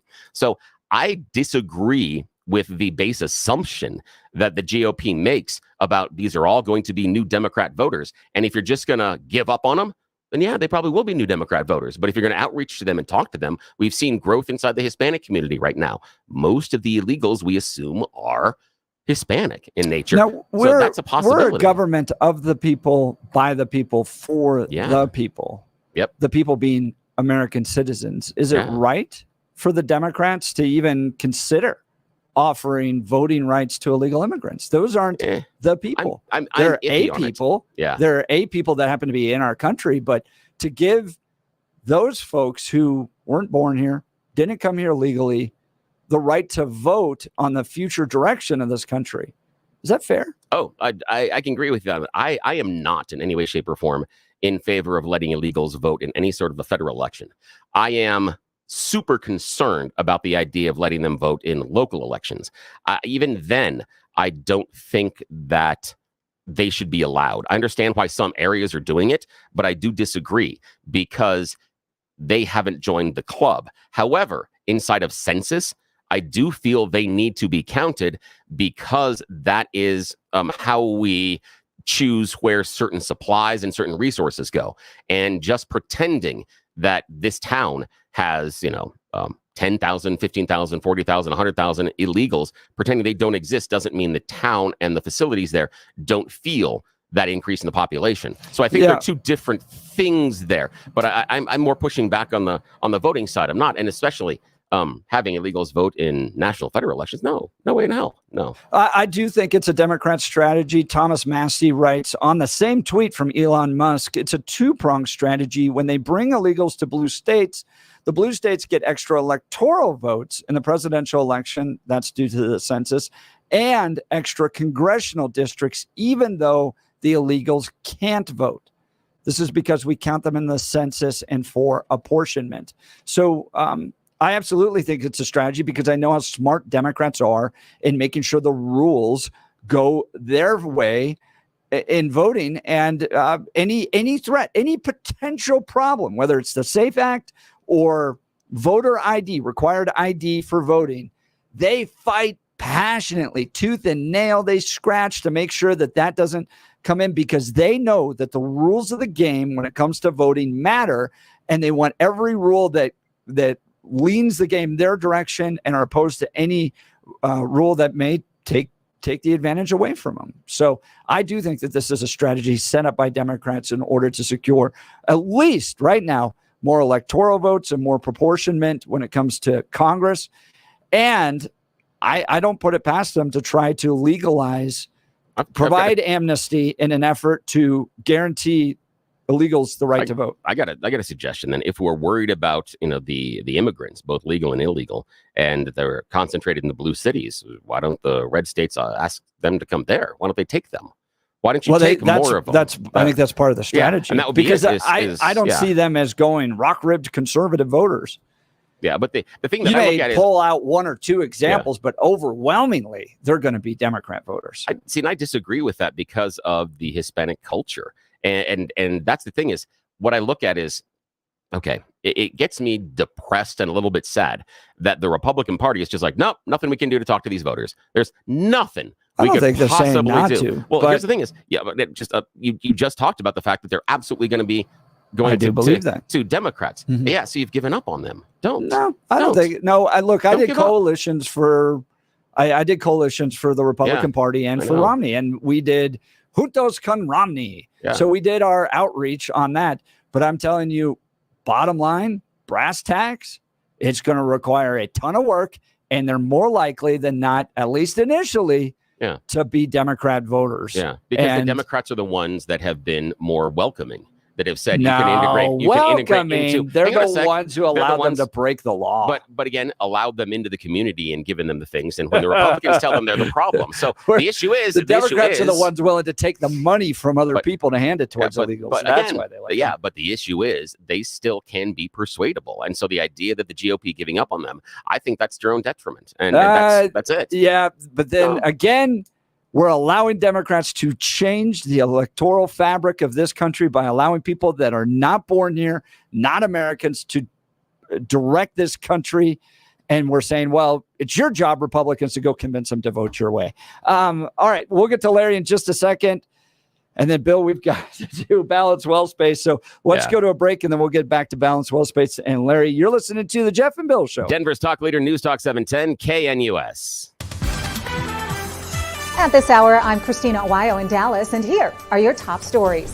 Texas Attorney General Ken Paxton is fighting back after a judge ruled that he is not allowed to investigate voter harvesting schemes in the state. Paxton saying he will immediately move to block the ruling that targeted a key Texas election integrity law passed back in 2021 after a federal district court ruled that a portion of the law was unconstitutional. The section increased safeguards to prevent ballot harvesting. The judge also banned Paxton from opening investigations into instances of election fraud under the portion of election code enjoined by the decision. Paxton saying he won't back down and that a ruling weeks prior to an election preventing my office from investigating potential election violations is deeply troubling and risks undermining public trust in our political process. Settlement checks related to Norfolk Southern's disastrous 2023 train derailment could be delayed up to 2 years now because an appeal of a federal judge's decision last week to approve the $600 million deal has been filed. Many residents of East Palestine, Ohio, expressed outrage online over the weekend about the appeal because it will delay the payments they had been counting on to help them recover from the toxic train crash that disrupted their lives when it spewed hazardous chemicals into their community. Some people had planned to use the money to relocate. That's what you need to know at this hour. In Dallas, Christina Awayo, Salem News Channel.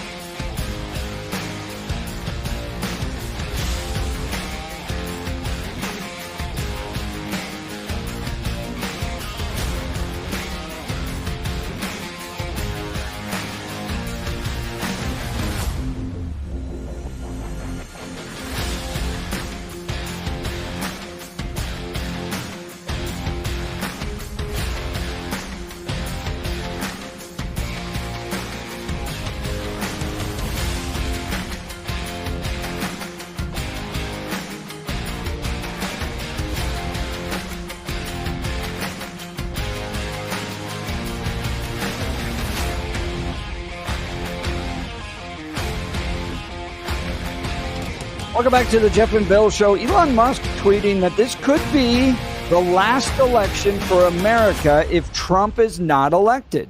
What does he mean? Well, he's looking at places like California. California has taken in the biggest number of illegal immigrants over the years and used to be generally kind of a red state. Ronald Reagan came from there. I knocked doors for Arnold Schwarzenegger back in 2005. You did that for the governor? All that stuff for the governor. Walked around Orange County. And even the bread man tweeting about this. Orange County used to be this kind of great, 230,000, 200 to 300,000 Republican vote advantage. Yeah. Which would help the state. Now it's just gone so progressive that the only thing that matters election-wise is who wins the Democrat primary. The little Republican that's trotted out is like a sacrificial lamb. Yeah. But my grandmother's brother lived in Orange County with his family, went out there and visited them a number of times. And yeah, it was a conservative stronghold and kind of this bastion of reality for a number of years inside of California and isn't anymore. So Elon Musk concerned that the Democrats flying in illegals all over the country and then possibly at some point giving them citizenship or at least the right to vote would turn America away and we'd become a socialist nightmare that is similar to downtown San Francisco. Let's go to the phone lines. And I'd love to hear. Give us a call, 303-696-1971, or text the show at the Dan Caplis Law text line, 720-819-5115. Larry, Aurora, good morning. You're on the Jeff and Bill Show. Good morning. Good morning. Thanks, guys, for taking my call. But what I want to get you guys input on, I got here like situational justice and enforcement of laws. But if I can, just real quick, when you were talking about Elon Musk, the first thing I just need to do, I just go back to biblical for my own personal self. I just look at it, and people could choose to look that up, the eye of the needle. And my whole thing is that lies get in the way of God's truth. And then if you're talking about Musk, for me personally, and then what people champion, they say if you're a leader, you're a good business person. But I'm going to listen to a person who spent $44 billion, and what I read the other day, it's only 25% of that. So yeah. I mean, what's the, and then also my last thing regarding that is that lies end up fulfilling the prophecy, that came down because lies, end up, Jesus was put to death, but they all had to do with lies. And people believe that, and people was Larry, help me understand. So you don't trust Elon Musk because he's rich, and you believe he's lying? Well, no, a man or woman, they can be rich and everything all day. What I'm looking at is what he put out to the universe, and every man and woman, including myself, is going to have to answer to that. Now, he can, like Peter Balls always say, who controls the ink and who controls the megaphone. You put that out to the universe. You put that out to the masses. Now you're talking in my opinion. So let's talk about his idea, though. Do you think that the 10 million illegal immigrants that have come in under Kamala Harris, Joe Biden, do you think that could affect the future of this country as it relates to future elections? Well, you know what? Everything impacts. But what I don't come to is people come here, individuals, people get acclimated, they'll make a decision. Just like down in Florida, the Spanish speaking people too. People would think, they're Spanish speaking, they come from over here, over there, but they won't be conservative, but they're conservative. Yeah, it'd be the Cubans, but the thing about that, that these people conservative, and they're keeping Florida conservative down there. So just because they come over, and and to me that's fear mongering. To me, it's like you're putting it out to the universe. The Haitians in Ohio, to me, that's fear mongering, and that really is unfortunate and it's unfair. So, you don't think that the 20,000 Haitians that came to Springfield, Ohio, a town of 50 or 60,000, have had any negative impact on the community there? Well, it's contingent on what you're talking about, negative impact. Right. In America, we always got positive and negative impact in anyone in our community. Now, if you're talking about them coming there and if it's taxing the resources, yeah, that's a negative impact. But at the same time, but what I don't hear people saying, wait a minute, they're fulfilling jobs. Wait a minute, these companies need these people. And when I hear they don't speak English, I saw a television program the other day, and all of these kids were speaking fluent English. All of these people were speaking, and they said, how do you feel? I feel, why are they saying these things about us? So, yeah, they're contributors. There's always going to be people who contribute, and there's always going to be people who don't contribute. But who do you put the spotlight on? Because usually it's the masses. It's just like you look at, just look at in general. If, people who go to the mall, so if 10% of the people steal from the mall, but if everybody steals from the mall, could the mall operate? So it's not true that everybody's stealing, but the 10% can impact a little bit, but it's not true that everybody's stealing. That's a good point, Robert. Larry, appreciate the call. Thanks so much. Larry's line will be open, 303-696-1971. Let's go to Robert Littleton. Good morning, Robert. Morning. Hey, good morning, fellas. The question that you posed of will 10 million illegal aliens affect future elections? Short answer, of course. I mean, there's absolutely no way that you can bring 10 million people into a society and not have it impact future elections, along with virtually every other aspect of our life. There are irrevocable changes that will happen. We can have the debate and the discussion about whether it's some grand conspiracy to replace Native American or native born American voters, or, the white replacement theory. That's, whatever. You can have those discussions at another time. I don't really care about them. But when you bring 10 million people into a society, there are changes that are going to happen. Your previous caller made a very, very good point that not everybody that comes into this country is, never going to speak English or going to steal from the store or anything like that. That's just foolishness. But he asked about who you put the spotlight on. You put the spotlight on whoever buttresses your narrative. And that's just the way it is. Whoever is trying to push a narrative is going to highlight the particular situations and individuals who buttress that narrative. So if the narrative is none of them speak English, the footage you're going to show is of people that don't speak English. If your narrative is, they're hardworking, contributing members of a society, that's who you're going to feature. You just got to figure out who's pushing the narrative and what narrative they're pushing. It's a good point, Robert. I think you got a lot of solid things inside of that, because I do believe that some of these things are being used by both sides. And the immigrant experience is being used by both sides, because like the example I would say would be with Elon Musk in his tweet. He's assuming that it would be negative to all of a sudden have 2 million new voters in the next election cycle. But he ignores the fact that we have 8 million new Gen Z. He's not concerned about them at all. He's saying that because this group is allowed to vote, all of a sudden now things aren't going to be the same. And he's creating that group as a fear point, and he wants you to be afraid of them. And on the other side, Democrats do the other things about them coming in and integrating and being positive members of society, and part of what Larry was talking about in the economic benefits of them having jobs and things like that. Go ahead.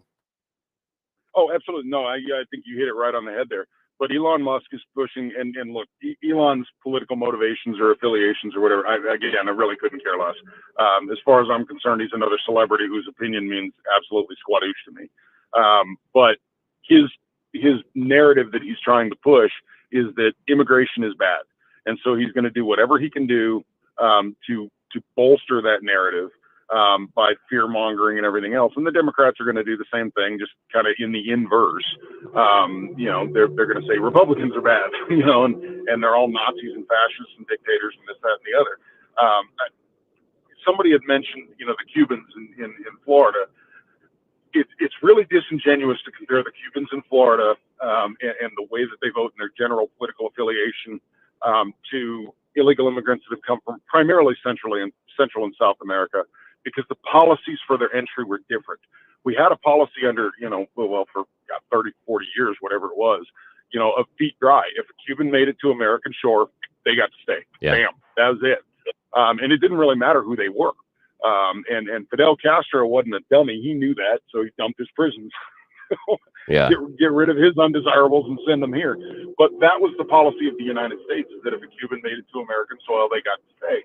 And they were kind of fast-tracked for naturalization as well. Yeah, they are. Now, Robert, I hate to cut you off, but we do have to move on, and I apologize, but I appreciate that. And I think you're right, especially about the illegal immigration coming from Central and South America. And I think there is some positives in looking at even some of the Venezuelans, because they would come from what is a more socialist and communism style of government. They would be more persuadable, in my mind, to be part of the GOP and to be conservative. But Robert, I appreciate the phone call, and give us a call back again. I want to talk to you, as long as I got a moment here, about Balance Well Space, a medical team that is making an incredible difference in my life. It's integrative medicine. I didn't know what that meant until I started working with the team at Balance Well Space. It means all the stuff that hurts is taken care of under one roof. Chiropractic care, neuropathic care, physical rehabilitation, wave therapy, regenerative care, trigger point injections, and so much more cutting edge stuff that I don't have time to list it all. What they can do with regenerative care is nothing short of amazing. As we are talking right now, I am regenerating the meniscus in my left knee and regenerating one of the discs in my lower back. My vertebrae were starting to fuse together. We've created space in between those vertebrae and are now regenerating the disc from the small amount of material that was left with the injection of some stem cells. What they can do is literally Star Trek level things, but you got to let them talk to you and sit down and evaluate where you are in your goals so they can tell you how they can fix it. You don't have to live your life in pain. I thought that was just part of getting older. It isn't. So I need you to talk to my friends at Balance Well Space, balancewellspace.com, balancewellspace.com. Brand new offices in Lowry, right across from Hangar 2. Couldn't be easier to find, and plenty of parking.